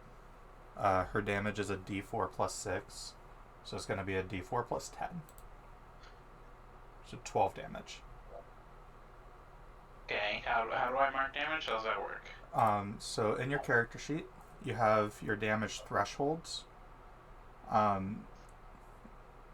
are your thresholds? 6 and 12. 6 and 12. So it's 6 or greater, but not 12. So it does major damage. So you're gonna mark 2 HP. Okay, and minus 1. How does that work? You can mark an armor slot to reduce the severity by 1 and make it do minor damage instead of major. I'm talking about from my ability thing that I. Oh, right.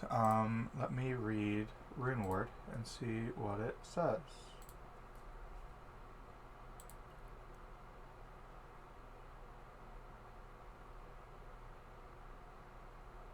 It's currently domained.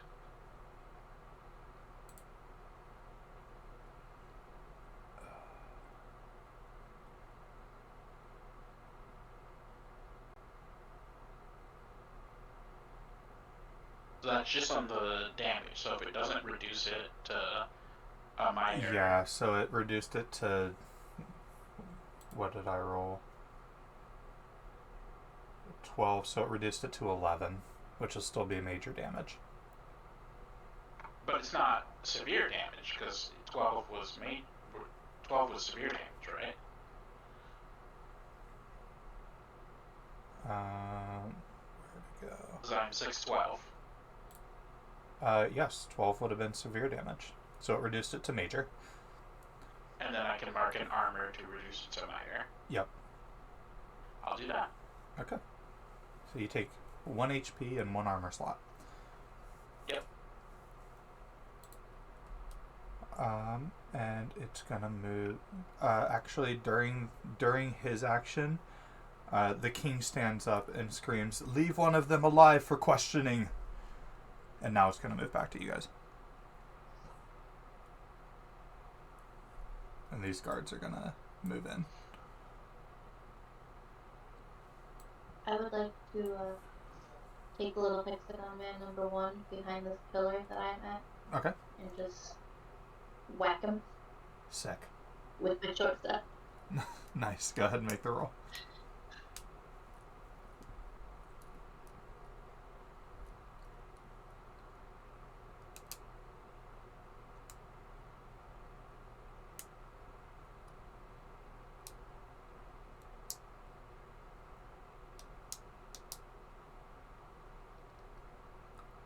Ooh, 23 definitely hits, and you get a hope if you're not full already.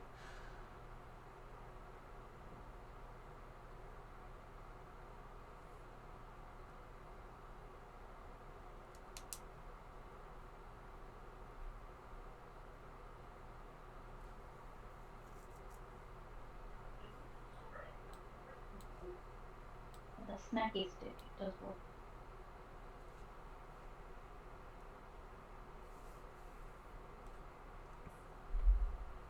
You It's find very him? weird to think about all of these like weapons with the different ranges. Like smacking somebody 10 feet away. It's very strange. I don't know. It's like a like a polearm in D&D. Yeah, I just think it's funny. It's like jabbing them with the end of your staff. You finding it, I guys? just think it. How what? You finding it to roll damage? Oh, yes. That's what I forgot to do. I knew I didn't do something.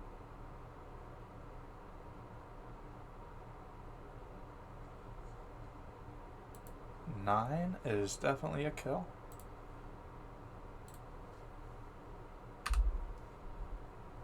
And you rolled with hope, so you guys still have it. I'd like to burn some more people. Hell yeah. And by that, mean, did one already get hit? Yes, 1 is very hurt. 2 is also pretty hurt. Since that one's running, can I try to tackle her and just like restrain her? that one? Yeah, restrain. Mm-hmm. Yep. You're gonna make a strength check against a 12. Oh, this is not something I should be doing. But I've already committed. I've already said it out loud. Hell yeah.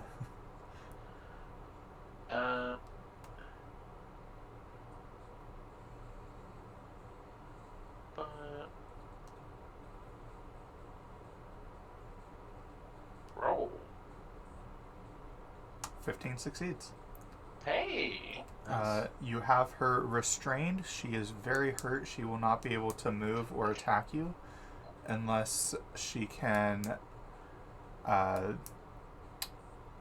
roll a strength check against you that succeeds, or if you take severe damage. Can I try to be threatening with my hand runes and then just glowing fiery? Absolutely. To discourage that? Make a presence roll. Uh, Make a presence roll at advantage because she's 1 hit from death. 17 succeeds. She is not struggling. Very sick. And you guys still have it.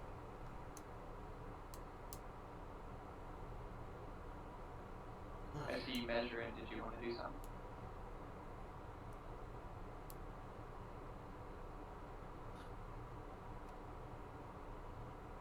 I'm a little too far from things, and if you have something else you want to do, be fine. I was just gonna walk up to these guys and try to do my rain of daggers again. If you didn't have anything. No, you can go for it. Okay. I'm just gonna walk up here. I'm gonna spend a hope, and I'm going to use my rain of daggers again. Okay. Does Rain of Daggers discern friend from foe? Nope. It's all targets. Okay. Whoops. Within very close, so I don't know if that hits. Yeah, that'll this person. hit.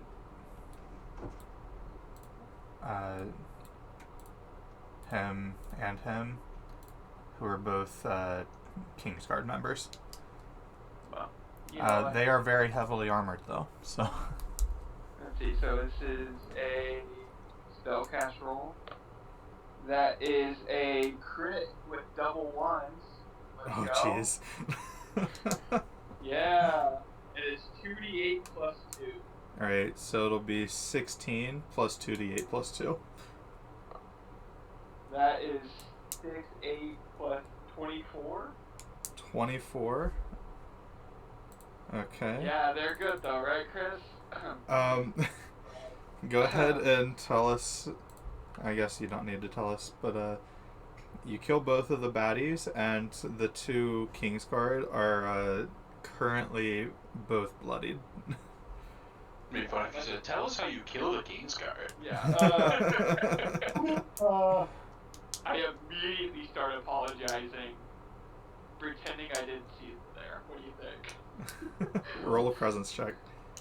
Can I use Death Deceiver to spin the hope and gain advantage on this to make them believe on the lie I'm trying to tell them? Yes. Okay, I'm gonna do that then. I'm gonna get advantage on it, which is a D6. Yeah, your difficulty is 18.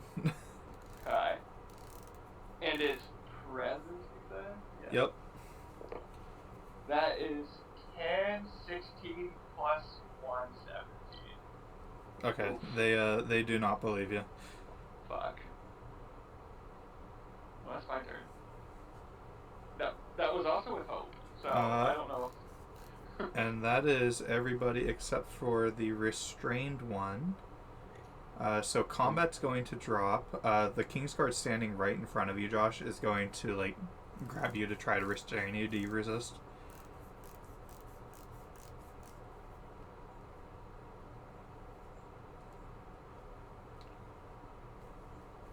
Yeah, absolutely. I'm gonna try and be like, yo, it was the heat of battle, just calm down. Okay, go ahead and make a strength check for me. Can I use my agility to dodge it? Yes. Then I will. But this guy's gonna move up to here. That is a 15 with. Okay. Yeah, you dip out of the way. Go ahead and move yourself back a square. Can I do more than one? You can do 2 squares. Are you fleeing? Are you fleeing? I'm just trying not to get grabbed right now. Alright, as you're running away, the king says, "Stop chasing him. He was clearly trying to help. Bring the last one to me." And this guard... I'll hoist her up and hand her off. Yeah, this guard's gonna grab her and bring them both up here.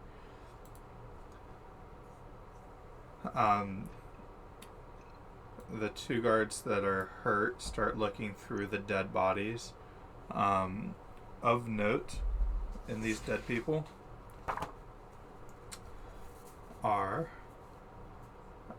Prince Lucian's 2 children, Kira and Titus, their cousin Robert, 1, 2, 3, 4, 5, 6, 7, 8 other nobles, the Fool Perryman. Not the fool. Yep. And a random merchant named Bernard are all dead. No. He looks down at her and he says, "Who sent you? Who sent you to destroy my family?" And she kind of like shrugs a little bit. She spits on the floor. She's, "Fuck you." And then loud enough for everybody to hear, because the like crowds of people that were huddled against the wall have started like walking back into the center of the room to hear. She just speaks up and addresses everybody. She just says, "House Atration shall fall, and the great dragon shall rot." And the king nods his head, and the spearman here, or the Kingsguard here, shoves his sword into the back of her neck and kills her. Ooh, token. We'll delete that. He looks out at the 5 of you that have helped, and he says, "Please approach and tell me who you are, brave warriors."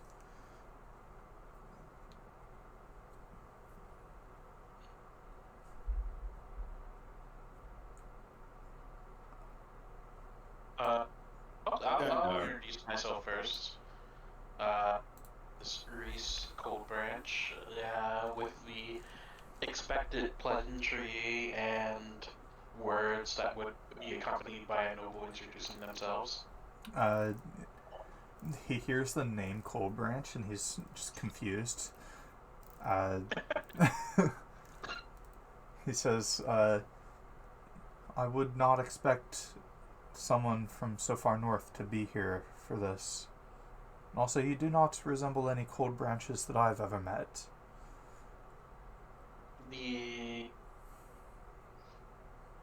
It's more of a found family, and I would never miss such an occasion. Huh. Well, I thank you all the same. My court librarian Menther will see to your reward. And Menther steps up and says, "Yes, a very, very handsome reward for our northern friend." And who are the rest of you? I'm there, being very quiet, next to, I already forgot his name, next to Andre. Oh, Reese. You forget Reese. I am holding the box, wrapped up still. I have never opened it, that I am meant to deliver to the king.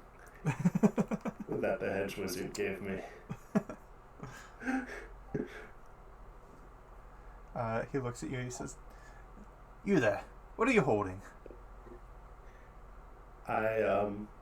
Your Majesty, I was told it is a matter of the kingdom's security. It was given to me by a wizard on the road, and for the last year, I have been attempting to give it to you. I knew something so important I was not worthy to see, so I have not opened it. But if you would now, please take it. Josh, which token are you?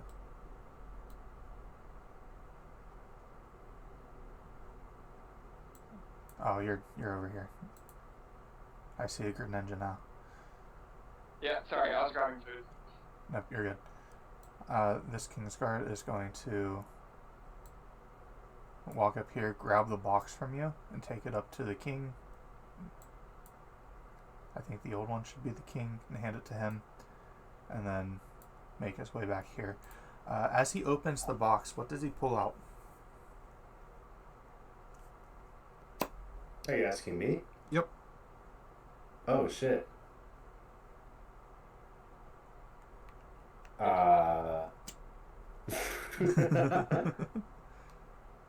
A blue stone talisman with cryptic glyphs all over it that a castle scholar may or may not recognize.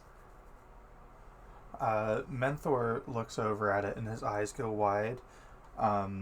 Lucian... It was formerly wrapped up in some kind of protected ribbon in the box with it, but the ribbon has been burned away in the interior of the box.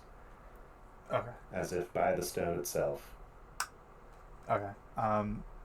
Menthor's going to look at it and his eyes are going to go wide. Lucian, right here, he sees it and he just exclaims, "Well, that would have been fucking nice to have 20 minutes ago, wouldn't it?" And he reaches out to grab it from his father, and and they kind of like fight over it for a second, and he wrenches it away and he goes to throw it into the fire. Well, because both of his kids just died. So he's just kind of pissed. Menthor looks over at him and goes, "Your Grace, no, please do not." And the Kingsguard's going to walk over and kind of like calm him down, and the Prince and the Kingsguard are going to walk off this way. Stage the right. Prince and the Kingsguard? Yeah. The Prince who's all pissed off. Okay. Yeah. I'm going to kneel and apologize profusely for my stupidity. Not trying harder.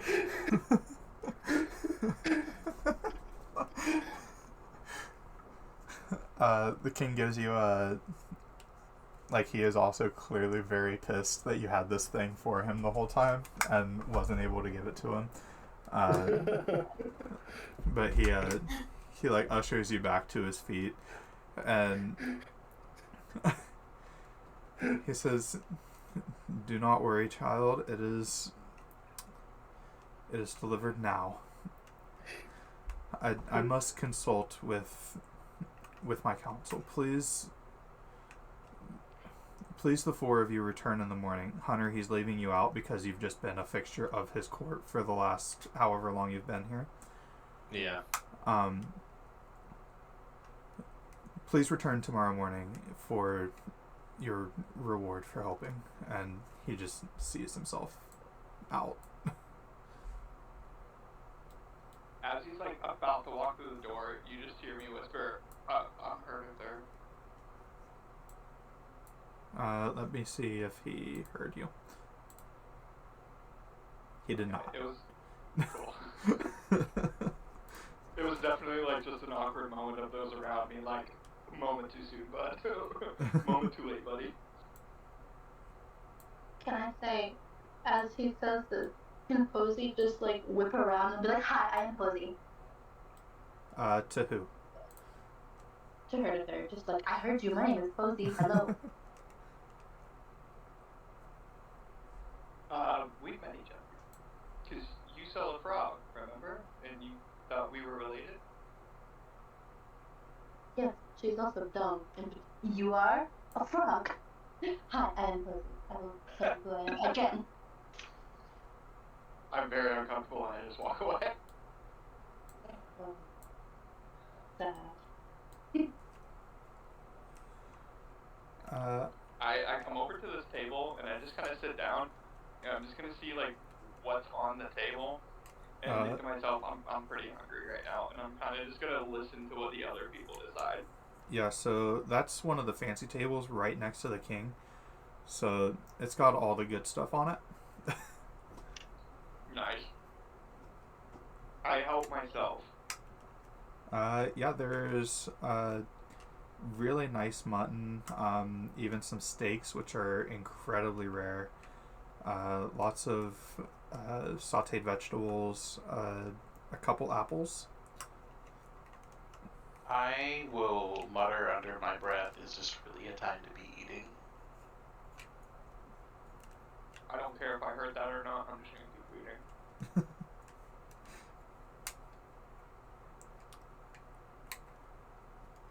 Posey is just flying around, checking. She's a little bit. Okay, so we have some downtime now. You guys are going to get a long rest. So if you go to your character sheets, there's a button at the top that says downtime.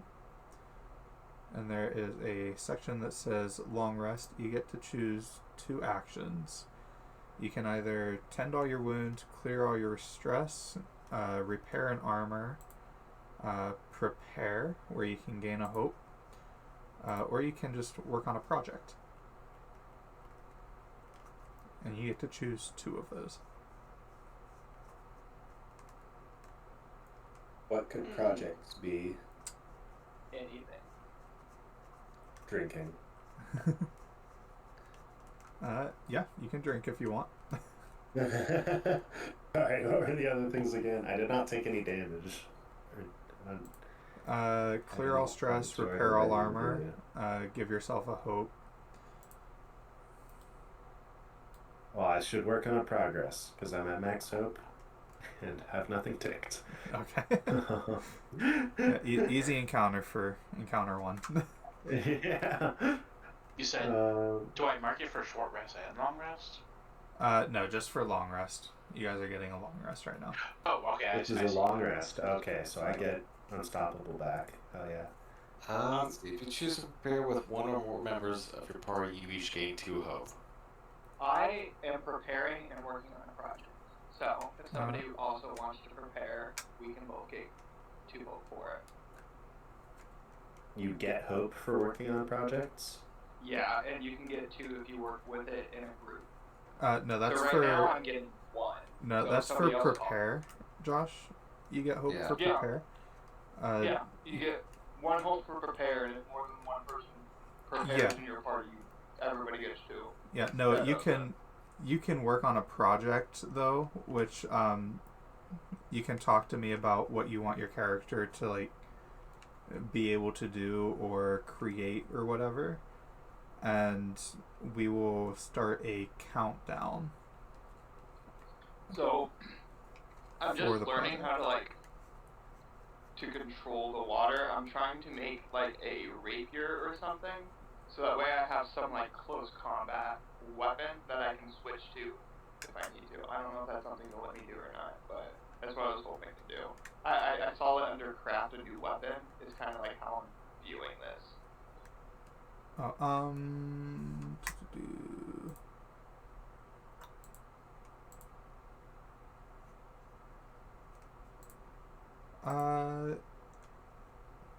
I will say you can. It'll be gated by a knowledge check that will get easier every time you fail it. Sounds good to me. Yep. This is just so you know, my like idea is to craft a bunch of different kind of water weapons essentially. Would having a physical weapon like give me some sort of advantage to craft the water variant of this? Yes, if you had like a normal real one that you could model it off of, you'd get advantage on your check. Cool. Do you want me to roll that now? Are you doing it now? Well, we get 2 downtime things, right? So Yep. I prepared and worked on a project. Then yeah, go ahead and make the roll now. Okay. Noah, do you have a project you want to work on?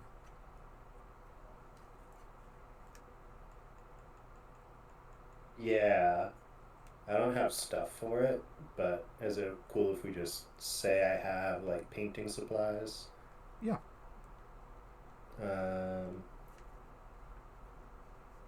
Yeah.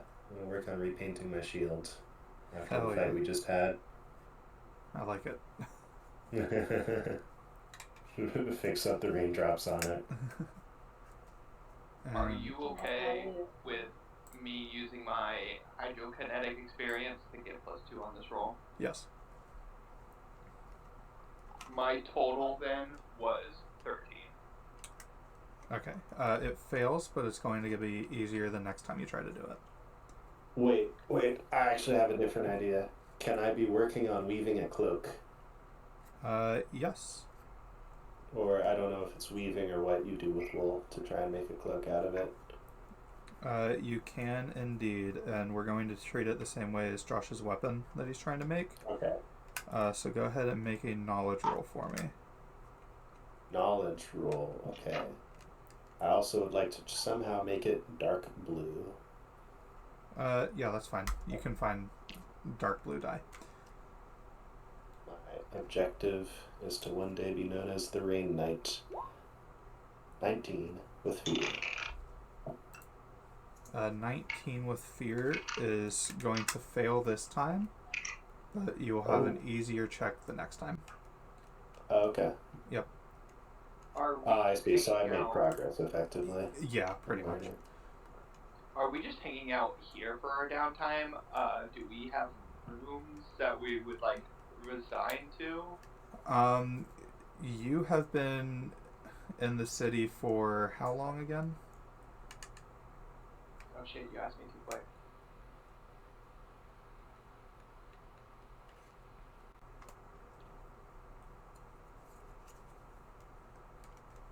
Noah's staying at an inn right outside the main gate to the castle. Hunter has a room inside the castle. Andre is probably staying in an inn in the fancy part of town. Ghost has a room in the castle because she's a guest.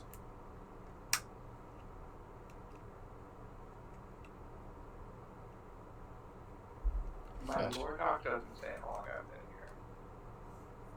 here. How long do you want to have been in the city? Are you new in town? I would say I was kind of hoping I was pretty integrated. Pretty integrated? Okay. We'll say you have like an extended stay room at an inn in the not like the sketchy part of town, but definitely not the fancy part of town. Can it be where ship was? Yeah, it can be in that inn. Cool.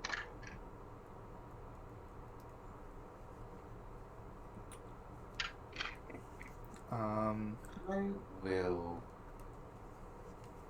prepare. I'm just like sort of listening around at the I guess the inner core gossip, since I'm kind of a part of it, since I'm like in an extended stay with Menthor, trying to see what went wrong or what happened at the who, what, where of the events that led up to this. Okay. I will send you a DM.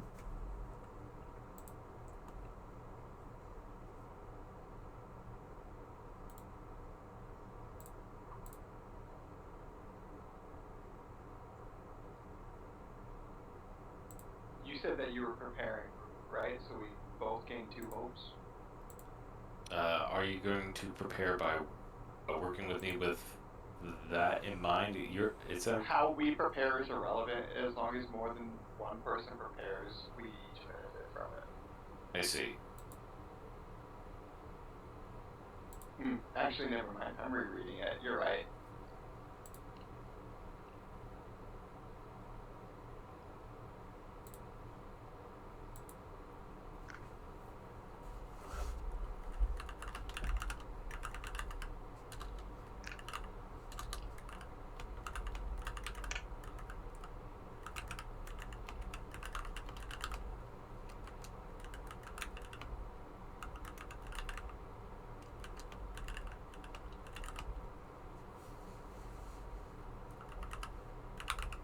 Okay, I'm gonna clear stress and repair armor.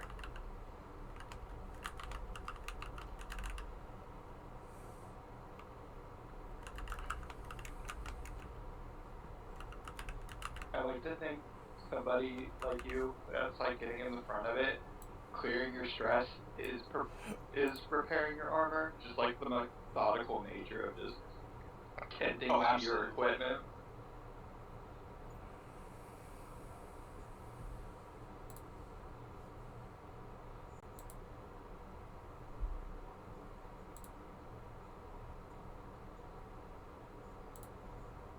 A little me time with armor and praying.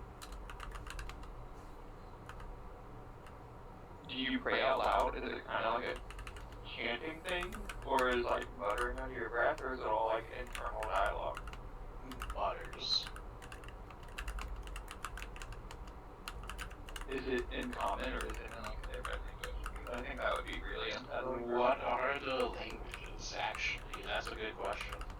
Dude, you're asking the wrong person. I have no idea.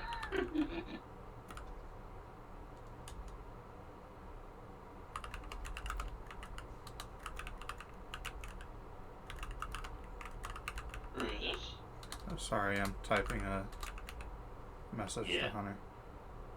He's typing a lore doc up. Give him 5 minutes. Yep. Okay. He's got a cross-reference with his notes. I do, actually. Sorry, what was the question? Languages. Everybody knows Common. There is an ancient language of the primordials. You can choose whether or not you know that one. There aren't really racial languages, though, except for Fae.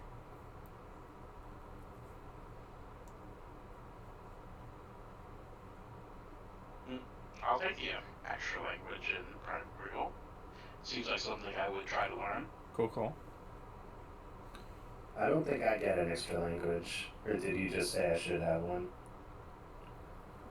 No, there aren't many extra languages to have.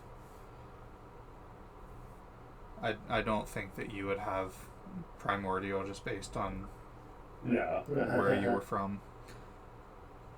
That being said, literacy is a different thing altogether. Andre and Hunter, you were both literate because Hunter, you were trained at the library, and Andre, you grew up in a castle. Yeah. Ghost, you probably aren't literate. No. Josh, did your guild teach you how to read? Well, we are posing as merchants, and I assume that we would read for we actually do merchant work, so I would assume I did learn to read, but also I could see you flipping the coin either way. We'll say you can read. You're at like a 2nd grade reading level, I'd say. Let's go. And Fancy. Noah Watch out, can 15 words per minute. was Shiv trained how to read by her mentor? Yes. Okay. Not super well. She's not a fast reader, but she does know how to read. Okay. Who needs to read when you can talk to animals? Who does? How many turtles do you see reading books? True. Okay. So we will call that the night. You guys are all going to come back. I assume you're all come back here in the morning? Of course. On time. 15 minutes early. 30 minutes early. I would like to think I was scoping out the area a little bit before sunbreak, So anyone who would have showed up and thought they were first would have seen me kind of like in the shadows looking around. I would be silently pissed that I am not first. I would give you a friendly wave though when I saw you. I'd return it, absolutely. Where did I go? Where did what go? My little piece. Oh, I thought you were using that, so I just deleted the blue 2. Oh, no. Oh, my bad. I'll give it back. I don't have a little chippy guy yet. I don't know how to make a chippy guy.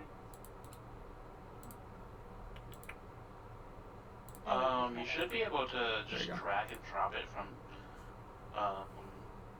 your character thing after you attach it there.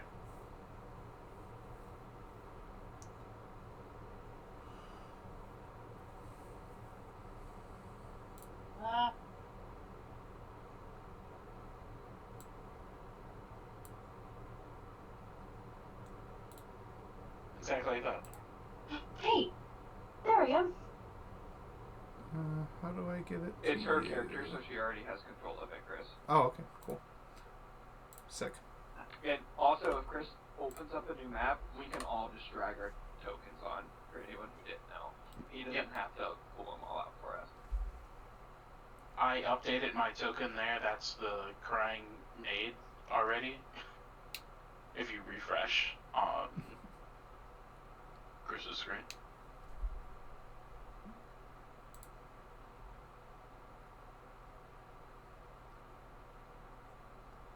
It's loading. It's calling Cthulhu. It's making maps.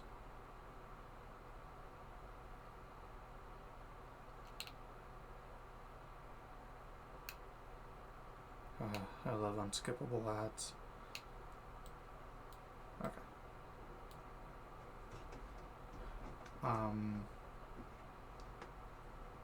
Okay, the next morning.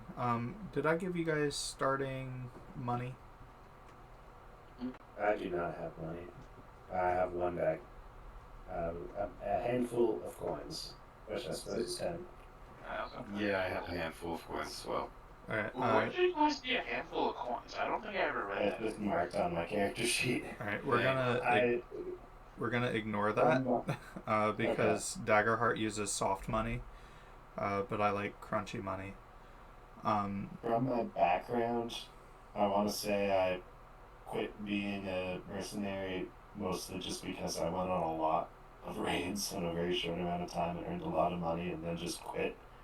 But I have spent a lot of it staying in this inn for the last year. Okay. I'm gonna say you have 10 gold pieces, which is Okay. it's like a month's wages. Okay. Sounds good. Hunter, I'm gonna say you have like 2 gold, but it's like 20 silver pieces. Gotcha. Josh, I'm gonna say you have 10 gold from picking up odd jobs and stuff. Sounds good. There's nowhere on their character sheet to write money because it's just these handfuls of gold thing. Yeah, make Just a put it in note my of it journal. somewhere though. Yeah, journal will probably work. Andre, I'd say you carry with you on your person at any given time 100 gold pieces, and if you're in a city with a bank, you have access to like 1,500 gold. Sick. Ghost, do the Fae believe in money? Have some pretty rocks and some coins. I'm gonna say you have 20 gold worth of gemstones.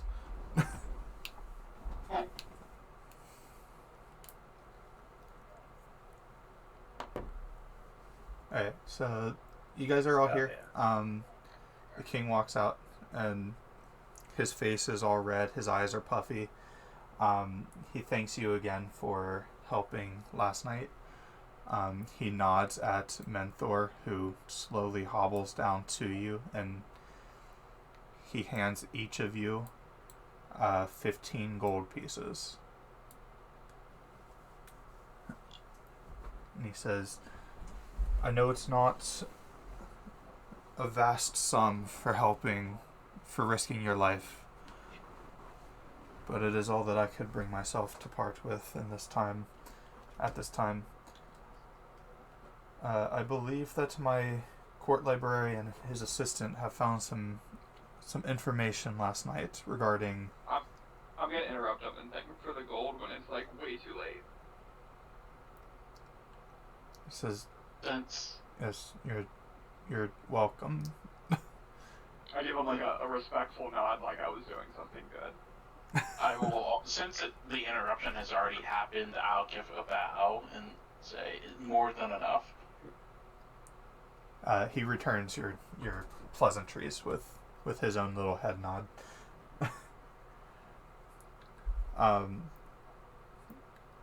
He goes, where was I? Oh, yes. Menthor has found some information along with his assistant, Dan Dyer. And he steps aside for him to deliver the information. Where is Dan Dyer? Is this Dan Dyer? Yeah, that's Dan Dyer. Okay. I'm going to move you up onto the dais. Menthor says, we believe that the attackers were part of some sort of a cult worshipping the great dragon Lebreth.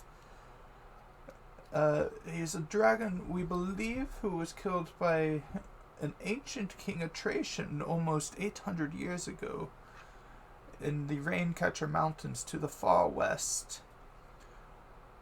I know that you have sacrificed and risked much to protect the royal family, but I would ask... Oh, really, it's a request that... Well, since you've all worked so well together, that you might adventure west to root out this villainy and see what the trouble is in the mountains.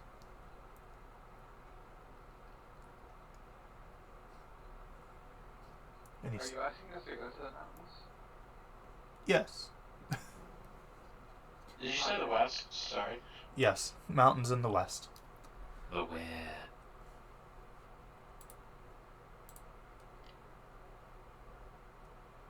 I make a face that looks vaguely positive, but like I'm gonna defer to these people.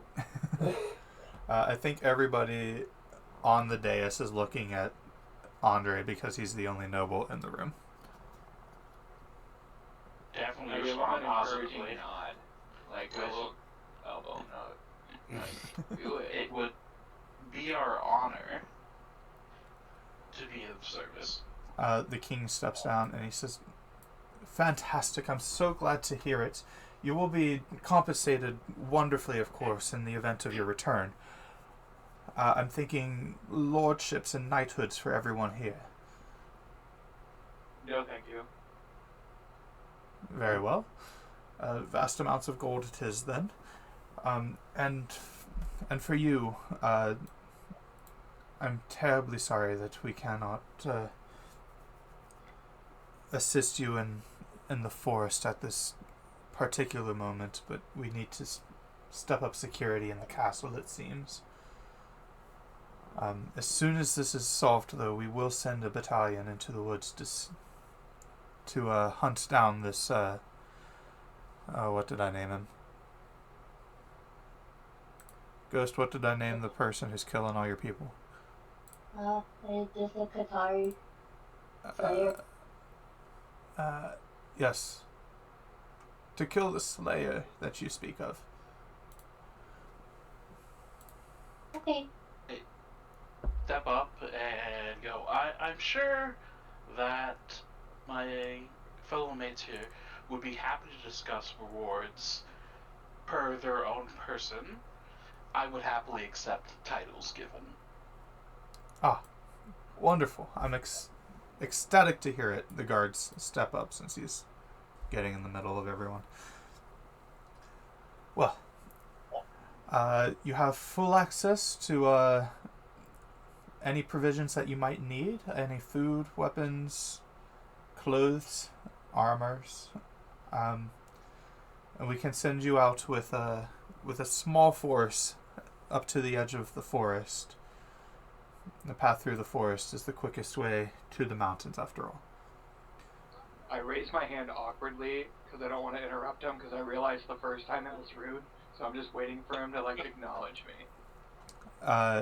One of the guards sees you and he kind of like nudges the king a little bit and he looks over at you and he just raises an eyebrow.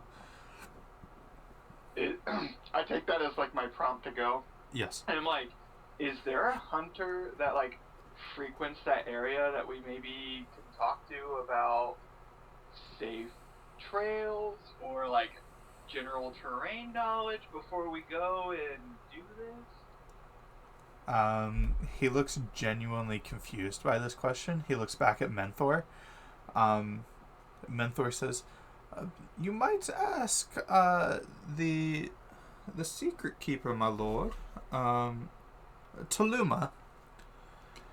And he looks back at you and says, yes, I'll have Taluma sent down forthwith to assist in your search for a guide through the forest. Will you spell that for me? Teluma.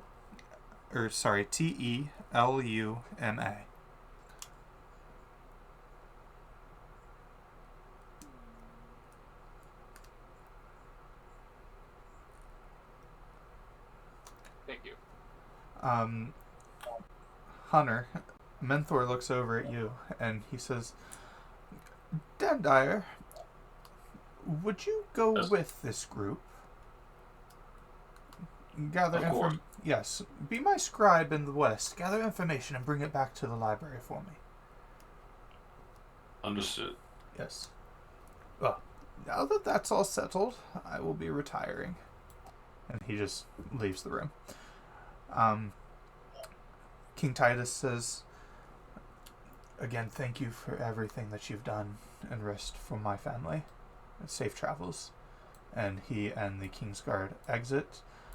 When they open the door, over here, you guys can hear like wailing, crying coming from upstairs. As the door opens and they walk through it, I'm gonna be like a beat too late again and be like, oh, bye. Like under my breath, like too quiet for anybody to hear again. Okay, let me roll. He didn't hear you again.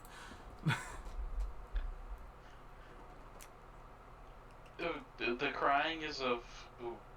What does it sound like? Is it a child or... No, it is a adult, like, sorrow wailing. It's more... feminine voice? Male voice? It sounds feminine. Ooh, that's foreshadowing. It wasn't a woman. It's the prince.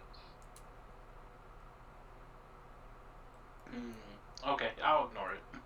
Am I to gather that he's sending the Secret Keeper here to me? Yes, he is sending the Secret Keeper down. Then I'm gonna go sit down and wait for him patiently. Excellent. I'll sit with you. As you're sitting with me, I'm just gonna look at you and like open my mouth to make conversation with you and then stop because I don't know what to say.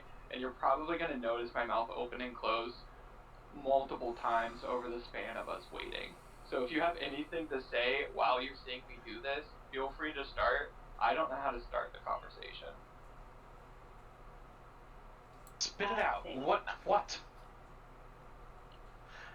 I go to like answer and I like raise my hand and like lean in towards you and then I have no idea what to say again and I just sit down in my chair. I'm going to have Posey come on over and just intently stare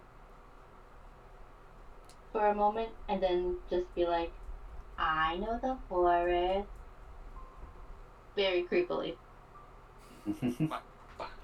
My tongue is gonna like wipe sweat off of my brow if that's something frog people do. I don't know. I have a really long tongue and I just want to show it off right now. Just kind of like beat the sweat off my forehead. What a weird thing to say. I say this to like the table, so both of you currently there. Please use your words. I'm joining at this table, just Shiv does not spoke unless spoken to, but she does try and hang out and listen. I clear my throat like I'm about to say something, and then I look over at Posey and I go, "That wasn't my cousin. I swear." Did we lose Andre? No, I'm here. Oh, you just... Hello? Yeah, he doesn't want any part of this. I hear you, but you've left the Roll20 game. What? He's out. Probably because I wasn't on the page. Ah. You're And back. Posey just kind of goes, "But the frog said he was your cousin." I just turn around and go, "How do you get fairies to leave you alone?" And I say that to the rest of the table, trying to be quiet, but my voice isn't quiet enough. I'm going to go procure venturing equipment for the travels ahead. During... As you get just far enough away to be out of earshot, I whisper to the table, "Bye, be safe." During all this awkwardness, Tulum is going to enter. Right there. And he goes, "Ah, if it isn't our lovely heroes. I hear you seek a guide through the forest." I stand up and give him a normal greeting. Can you give us like a general vibe check? What does she look like? How old is she? What kind of like ancestry is she? She is a mid-50s drow. Well, just dark-skinned elf in this game, I guess. She's kind of hunched over a little bit. Like she's used to sneaking around and stuff. She's got all sorts of jewelry. Ring on every single finger, like 6 chains around her neck. Like 6 earrings in each of her pointed ears. Big ol' nose ring. Vivid red eyes that kind of like stare at you. Like she doesn't blink a whole lot. Her clothing is fancy beyond what is typically acceptable, I would say. Like there's dressing like a noble, and then there's like trying to show off in your wardrobe, and that's the level that she's at.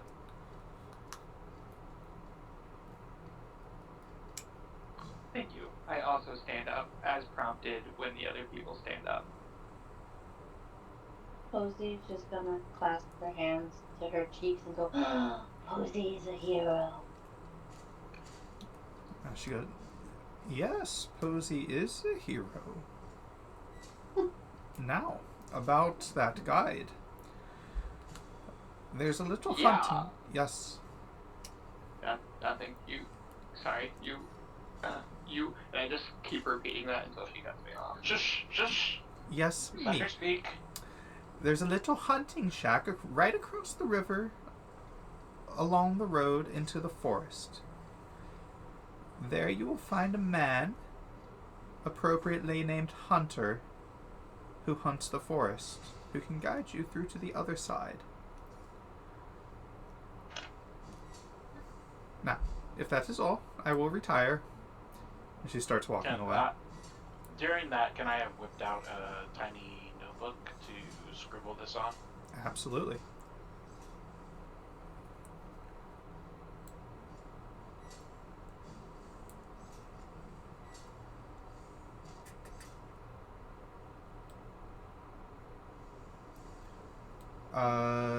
Hunter, you were going to look for supplies, right? Correct. Go ahead and give me an instinct roll. Gotcha.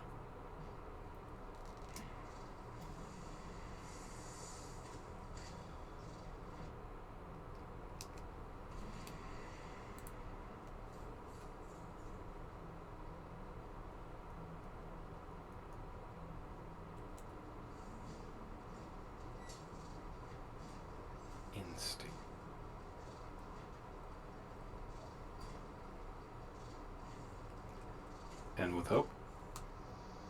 Go ahead and take a hope if you can. And on a 10, you find enough provisions for about a month's long journey. Random adventuring supplies, food, pot to boil water in, and cook stews, things like that.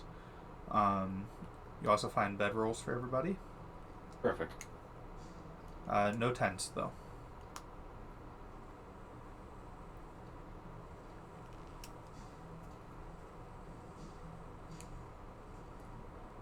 Well, then, I guess it is our prerogative to follow those very brief instructions, if no one is in disagreement. Before we leave, like, as, like, everybody else leaves, but before we leave town, can I try to find, like, my, connection with the guild and talk to him real quick? That was your connection with the guild. Oh, fuck, I blew it.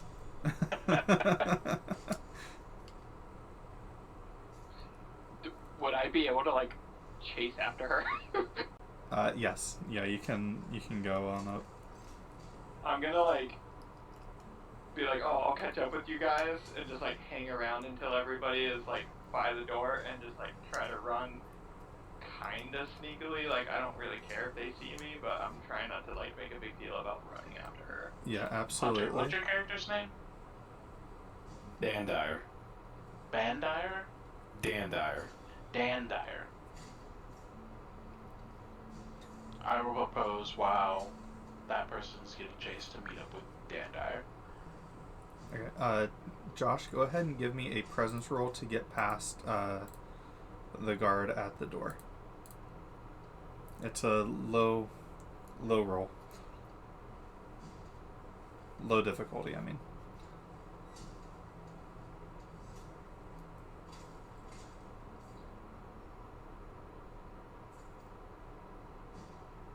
That is a crit with double 11s. Do you get hope in crits? You do get a hope for a crit. So as I walk up to him, I'm just kind of going to, like, unbutton my jacket a little bit, and on the inside is going to be the guild insignia, and I'm not going to make too much eye contact with him, but I'm just going to, like, flash it to the point that he knows who I am and he can see what I've got. Okay, yeah.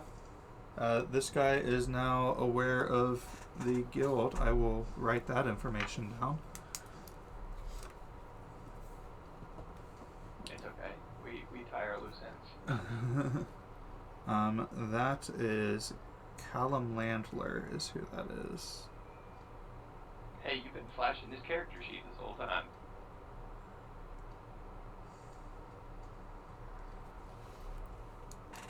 Okay. Yep, he steps aside and lets you through. You catch up with Toluma fairly quickly. How do I...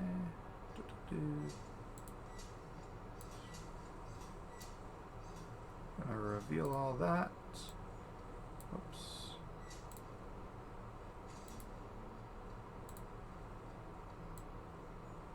And she is up here in this room.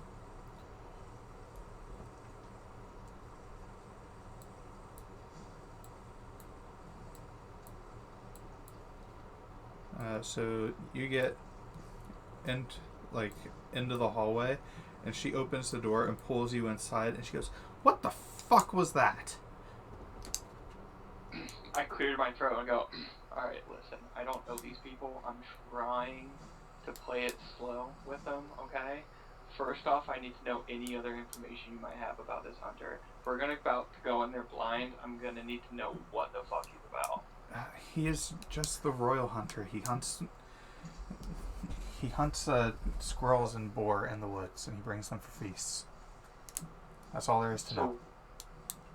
So what's happening in this mountain, and why does the king want us to go there again? Apparently 800 years ago or something, there was this great dragon named Lebeth who tried to take over the continent. And one of the king's great-great-great-great-great-grandpas killed him. And that bitch that you guys killed last night said that the great dragon was rising again. So. I want to put on record that the King's Court killed her. I'm pretty sure that that one guy had her pretty well restrained. So. She goes, it doesn't matter. That's what I know, and now that's what you know. I pull out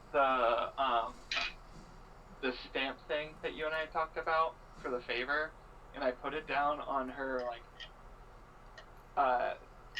dresser here, and I say, I'm gonna need tents, bedrolls, and some supplies for this trip, and I need that guard up front to forget what he saw.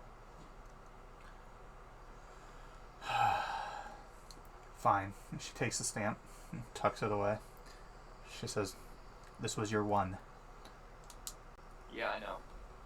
She leaves the room for a second, comes back, and hands you 2 tents. She says, I'll talk to Callum. I get out of here before they see you. I give her a respectful nod, but I don't say anything else as I walk away. And I run to catch up with them.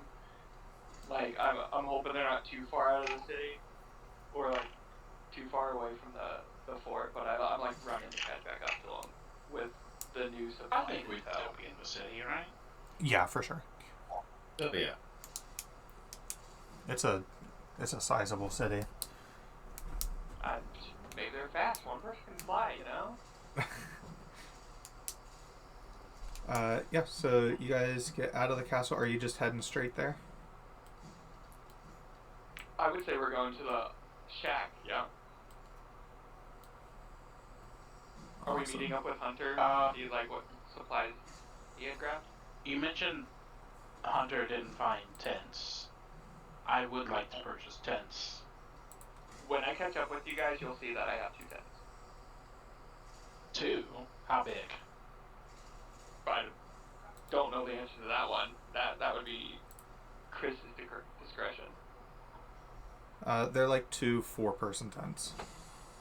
There you go. 2 And 4-person tents. I have some traveling gear for my background.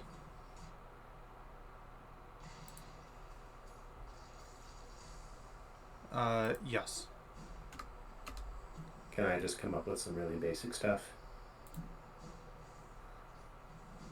Yes. Sweet. 2 4-person tents is entirely too small for me, so I want to get a single tent that is a 4-person tent for myself. Gotta get the California king-size tent all for your level. Exactly. That is absolutely fine. It is going to cost you I don't know, 4 silver. Got it. What does the chest button do on the character sheet? It just turns orange if you click it. I do not know. Oh, it's a chest load of gold. Oh, okay. I think it's 10,000 gold pieces or some dumb shit like that. I'm not sure. Yeah, something insane. Oh, there's the button. Custom equipment. There we go. That's where I can put money. Okay, can you guys see the city map in the stream? Yeah. Okay. In the stream? Yes. Yeah, now I can. Okay, so this was where the fight just happened. This little corner here, Noah, that's where your inn is that you're staying at. Where the crosshair is? Yeah. Yes. Okay. This whole upper section of the city is the fancy noble section. There's street stalls and stuff all along these main roads that lead to the gates of the city. And then this is the bridge that you guys are going to take out of town and into the forest, and the little shack lies just up here off of the road.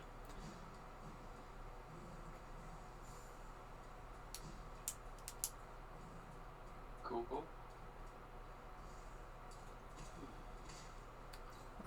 As you guys are walking out, the city itself,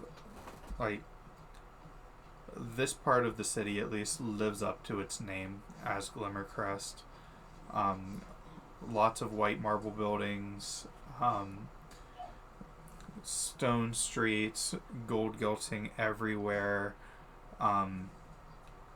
House Attration's banners are a red lion on white, so there are red lions just embossed on everything ever. Everything in this district is super clean, super fancy. And then as you get to the bridge and you guys cross the bridge is this huge stone structure. It's absolutely massive. It's tall enough that like full sailing ships can sail underneath. This river is huge. Full sailing ships sail underneath it and head out east to the ocean from that dock in the city.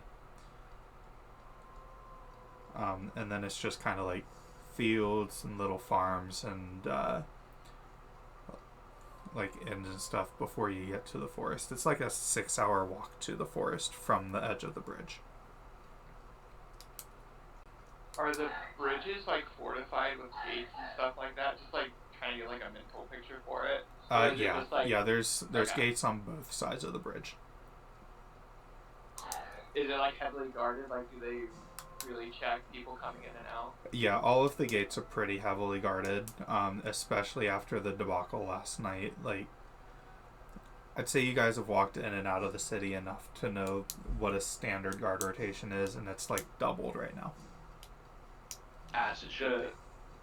Do we get stopped by any of the guards? Because we're not being like escorted out, are we? We're just like a group of people walking out with Dandier leading us, I assume. I wasn't going to stop you, but since you brought it up, can I get a group presence check?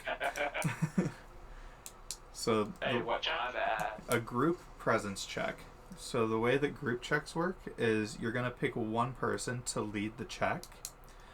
Everybody else is going to make a roll, and whether you succeed or not is going to add a +1 or -1 to the leader's roll. I have a +1 presence. I think we should have Dandier lead it, just like thematically. That's just me. I think we should just presence him up. If none of us have a +2, then I'm fine with that. Sure. Yeah. Alright, so everybody but Dandier is going to make a presence roll. Your score to beat's going to be 10. I beat it somehow. Let's go. 14, 17.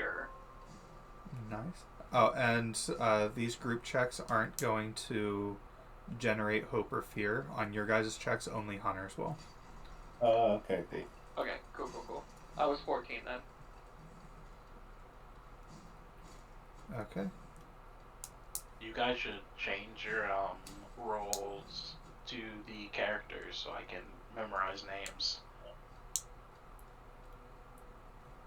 Oh, wait, mine should be... Okay, now it is.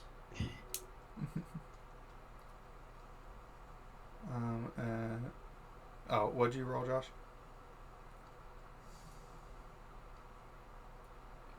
I rolled a 14. 14? Okay. So, Hunter, you're going to make the check at a +2. Gotcha.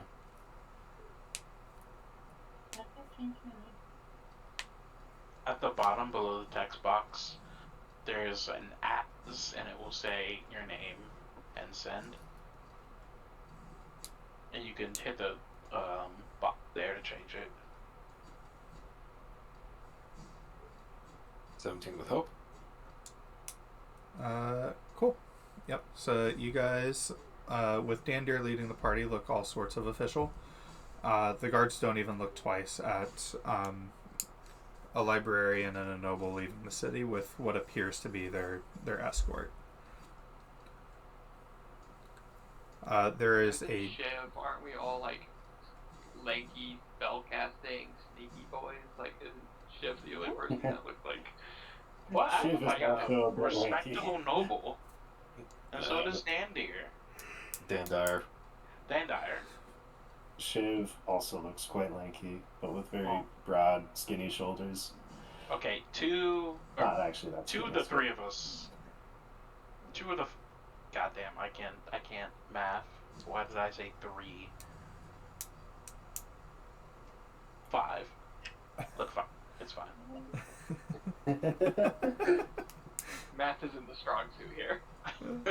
Why isn't it stranger? Shiv looks like she's up to no good. Always. That's why we got good. She always not like she's up to no good, but like she thinks she's up to no good because she does. She always thinks she's doing something wrong. Why do you know?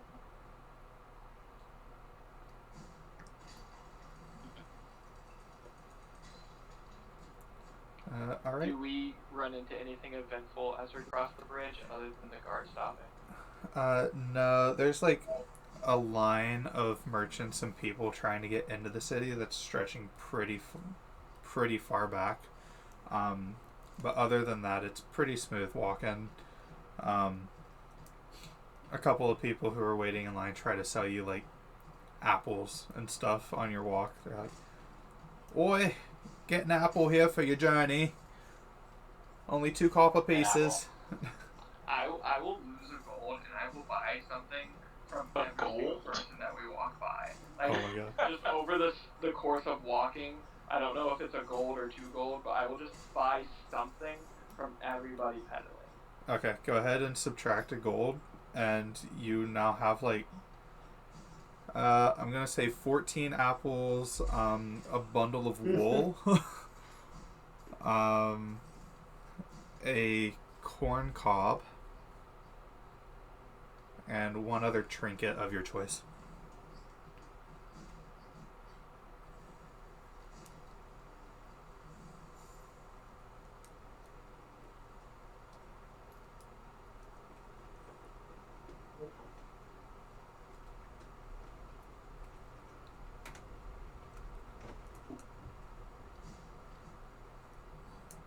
And if nobody else has anything they want to do, we're going to fast forward 6 hours to the hunter's hut. It is a teeny tiny stone hut, like a single room with thatched roofing on it. And it sits like right up on the mouth of the forest. Ghost, you will have seen this hut dozens of times. You've seen the hunter inside plenty of times.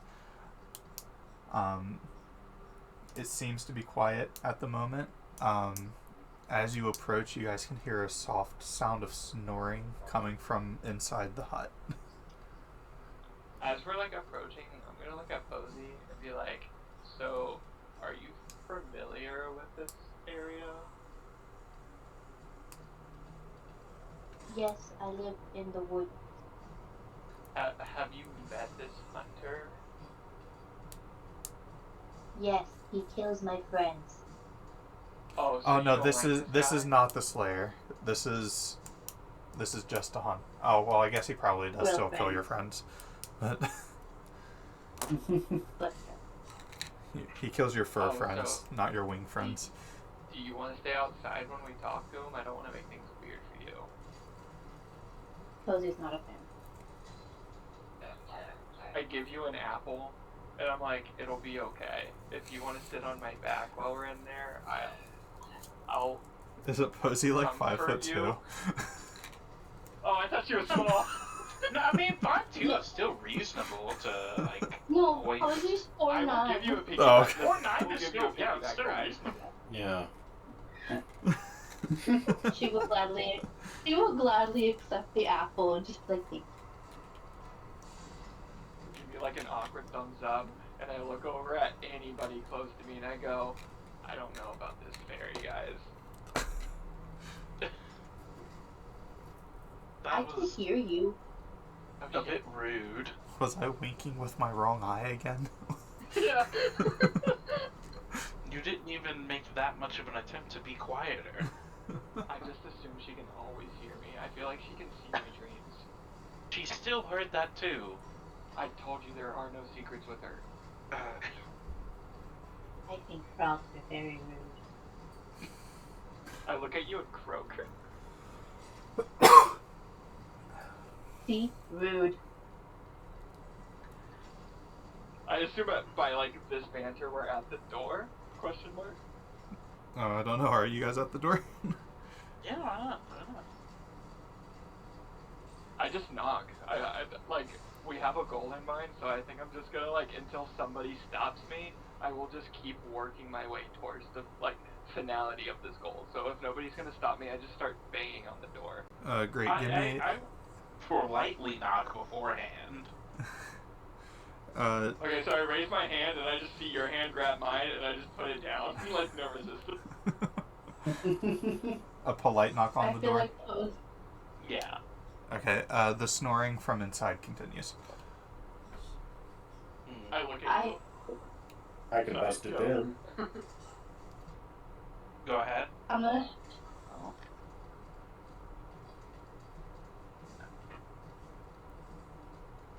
Go ahead, Posey. You want to use magic, I can tell. Use it. Oh, I was gonna have Posey just like lean closer to the door. Hunter, wake up! Like yell it. Absolutely. You scream, "Hunter, wake up!" into the doorway, and you hear like crashing from inside. You hear a startled yelp, and then like thunk, thunk, thunk. And the roof of the hut shakes a little bit. It knocks some rain from the night before loose, and it like drips on all of your heads. And you just hear, "Oh, I'm coming! I'm coming!" A second later, you hear click, click, click, click, click, and the door squeaks open. And standing before you is a 3'5" dwarf. He is wearing dark brown hunting leathers. He's got a crossbow like strapped over his back, and it looks like he doesn't take it off for sleeping.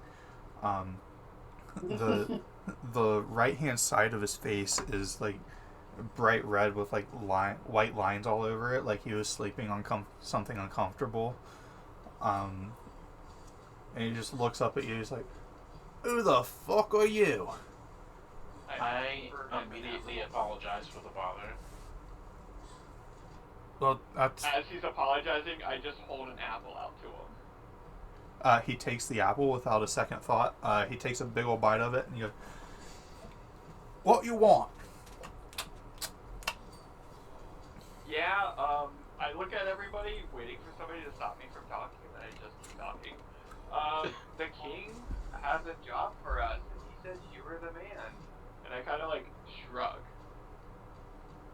We need a guide, is what my friend means. I give you a thumbs up. Like I point towards you with like a thumbs up. Like this guy knows what he's talking about. "A guide, you say? What kind of guide?" I guess we're going to the mountains to look for something. "Oh, so you want to get through the forest, is that it?" Yes. Or you could just tell us how to do it. I don't want to inconvenience you. Well, hold on.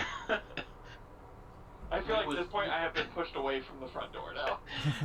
We would love a personal guide to lead us through the forest. "Personal guide through the forest, eh?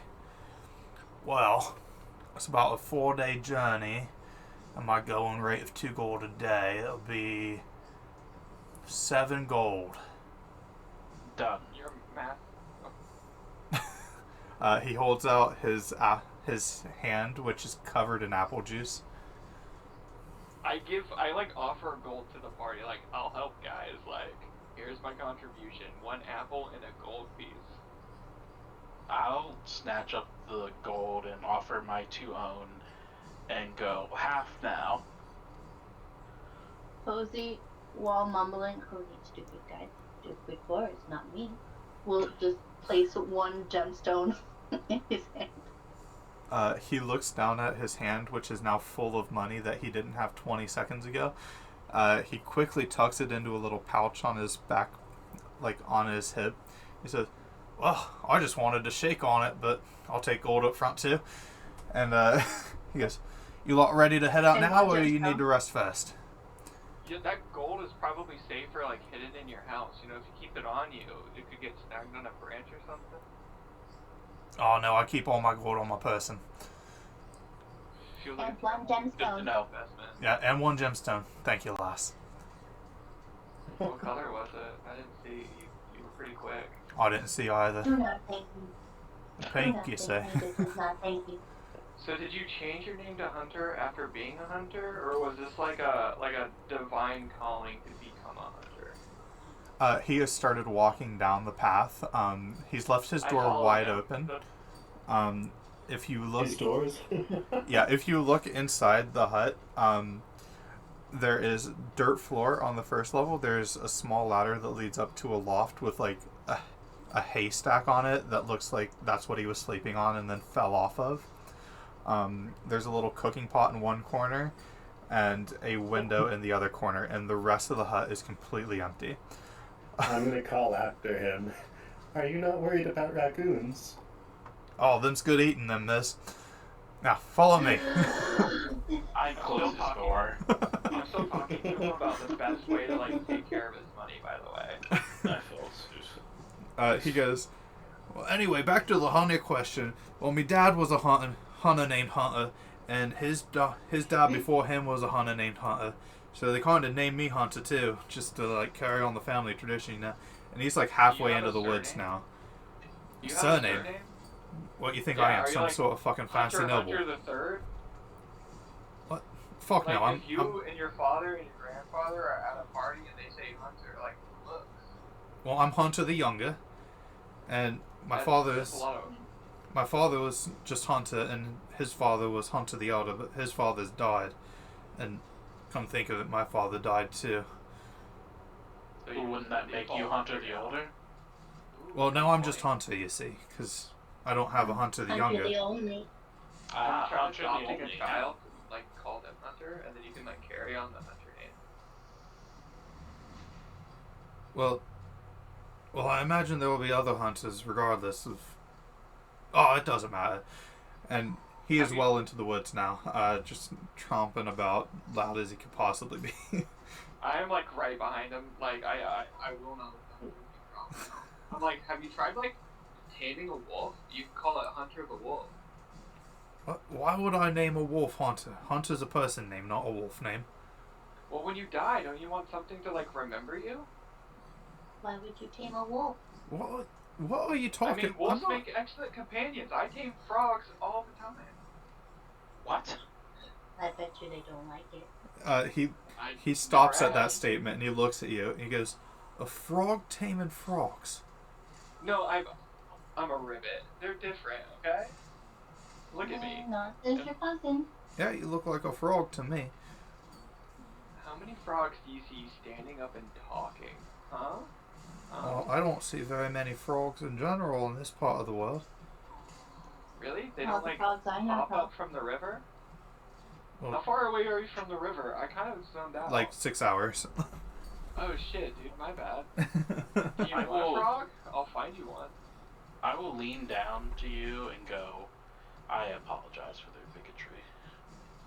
Oh, well, I appreciate it, fancy nobleman. So, Not you. what? Damn. What? It's okay. I'm used to this. But I just want to educate the world about ribbits and frogs, you know? Yeah, no, I get it. Andre, he looks at you and he goes, "So, did you know your hair's on fire?" It always is. Wait, I thought that was just like you were a ginger. I didn't notice. A ginger? As Yeah, in you red know- hair? You Yeah, thought they it don't was have their a soul or strand something red like that? hair. That's what you thought it was, hair.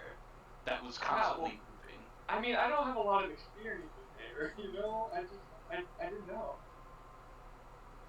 I Spicy. Also, take my apologies back.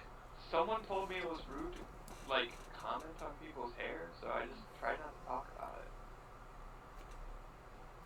Do you have hair? That's a me question. Now, I'm very, like, mucusy. I'm kind of, like, wet and sticky Okay. all the time. I gotta stay warm, like, hydrated, you know? Mm. And then you see my, like, tongue, like, just lick over my body to, like, keep myself moisturized. I soak my clothes when I go to sleep. Lovely. So you really shouldn't keep your gold in a bag, and I keep walking again, assuming we're just going straight. And I'm just expecting him to follow me as I talk to him about his, like, gold investments again. You really shouldn't walk in front of the guide. That's not how that works. Well, where else would I keep my gold? Have you tried the bank?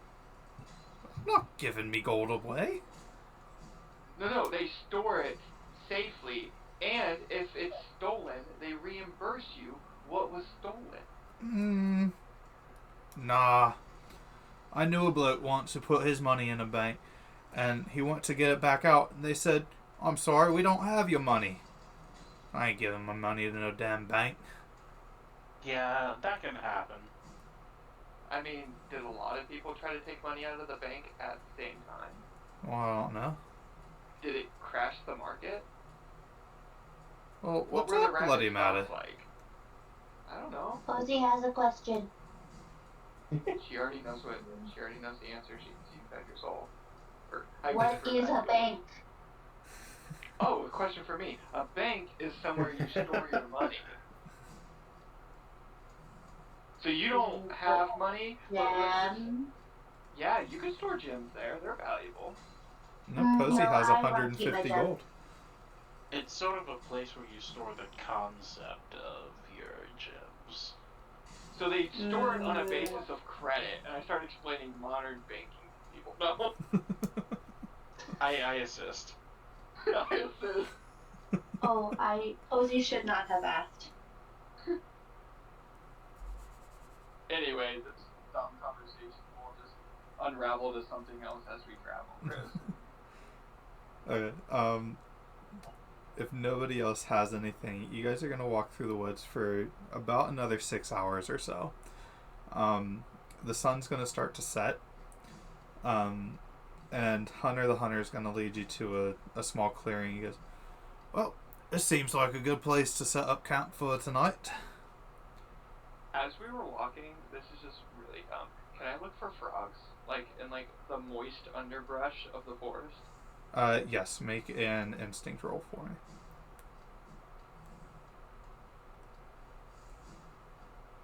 19. You do find a frog. It is a singular bullfrog. Is it friendly enough to hold? As you approach him, he, like, croaks at you and, like, tries to hop away swiftly, but he's a fat-ass bullfrog, so it's not very fast. I'm gonna hold up the party, and I'm gonna call for Posey. I'm gonna be like, Posey, I'm trying to be quiet. Posey, come here. What? Just shh. I'm, like, really serious right now. Come here, let me show you something. She kind of just scurries over because she is not currently flying. I get down on my hands and knees to, like, lower myself closer to the bullfrog, and I, like, point at it, like, look, it's my cousin. No, that is not your cousin. He could be a distant relative, don't you think? Are you his cousin? Oops. She directly asked. Are you using speak with animals? She directly asked. Mm-hmm. He says, "I've never seen that blue freak in my life," and hops away. Absolutely no. Posey turns to look at him. He says he has never seen you blue freak ever in his life. Do you think it's safe to assume that I am not a cousin to any frog in any forest then? And I stand up and I walk away. No, because the one I talked to said you were his cousin. Doubling down on the fact that that frog that she spoke to was in fact his cousin. Okay, we camp now? Sorry. Yep, we're camping. You guys setting up tents? I set both of them up. Anyone who wishes to help me as I'm setting them up, I welcome the help, but I don't directly ask anybody for help. I just start setting them up. Alright. You've got 2 tents. Who wants to sleep in which? Oh wait, you have 3 tents. Yes. Also, but one of them is it's a for one tiny, person. shitty Yes. person tent. What'd you say now? Just tarp with I have a tiny shitty tent for one person. That's mostly just a bunch of sticks and a tarp that keeps the rain off of Shiv. Okay. I am talking with Hunter so much that whatever tent he decides to sleep in, I just follow him into it. If he sleeps in a tent.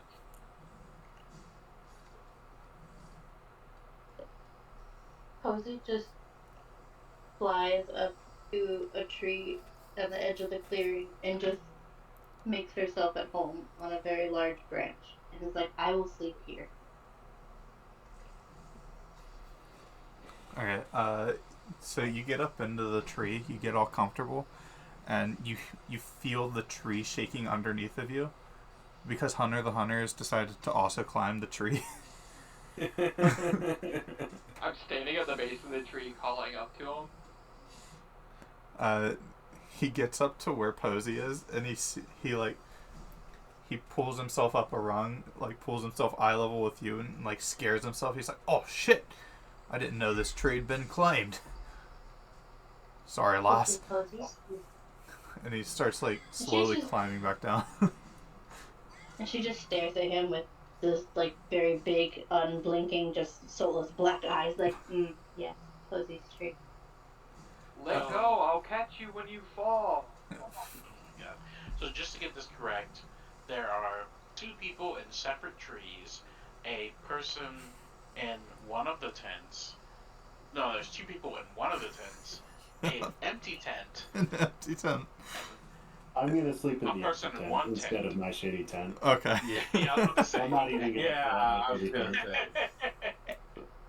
When I see that, I'm like, okay. Okay. Alright. This is great. Now there are 3 watch shifts tonight. Who wants to like go in what order? I'll take the last one. I can take Posey the will take it. Oh, let's say Posey will take the first one too, because she's just gonna chill. Alright, you guys can go together if you want. Yeah, go for I it. can do the second one. I'll continue explaining banking to you. I love it. Right, so am I doing any of them now? You can do the last one with me if you'd like. Oh, who's doing the second shift? Oh, the dish I can second also shift. do the second. Okay. And then Reese and Posey on the first shift.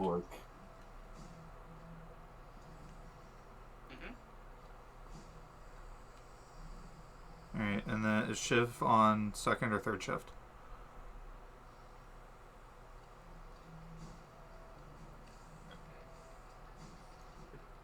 Noah. We are on the third shift. Okay. The blue people. The blue people are like Avatar, but way cooler. Alright, and then Hunter will take a shift with Hunter. Oh yeah. Nice. Hunter Right. squared. And we will begin the next session by rolling instincts to see if anything happens through the night, because that's all that I had planned for today. So, Groovy. Sounds good. Hell yeah. thank you for coming to the first session. Yep. I hope you all enjoyed it. Much success. How's a good Hell time? yeah.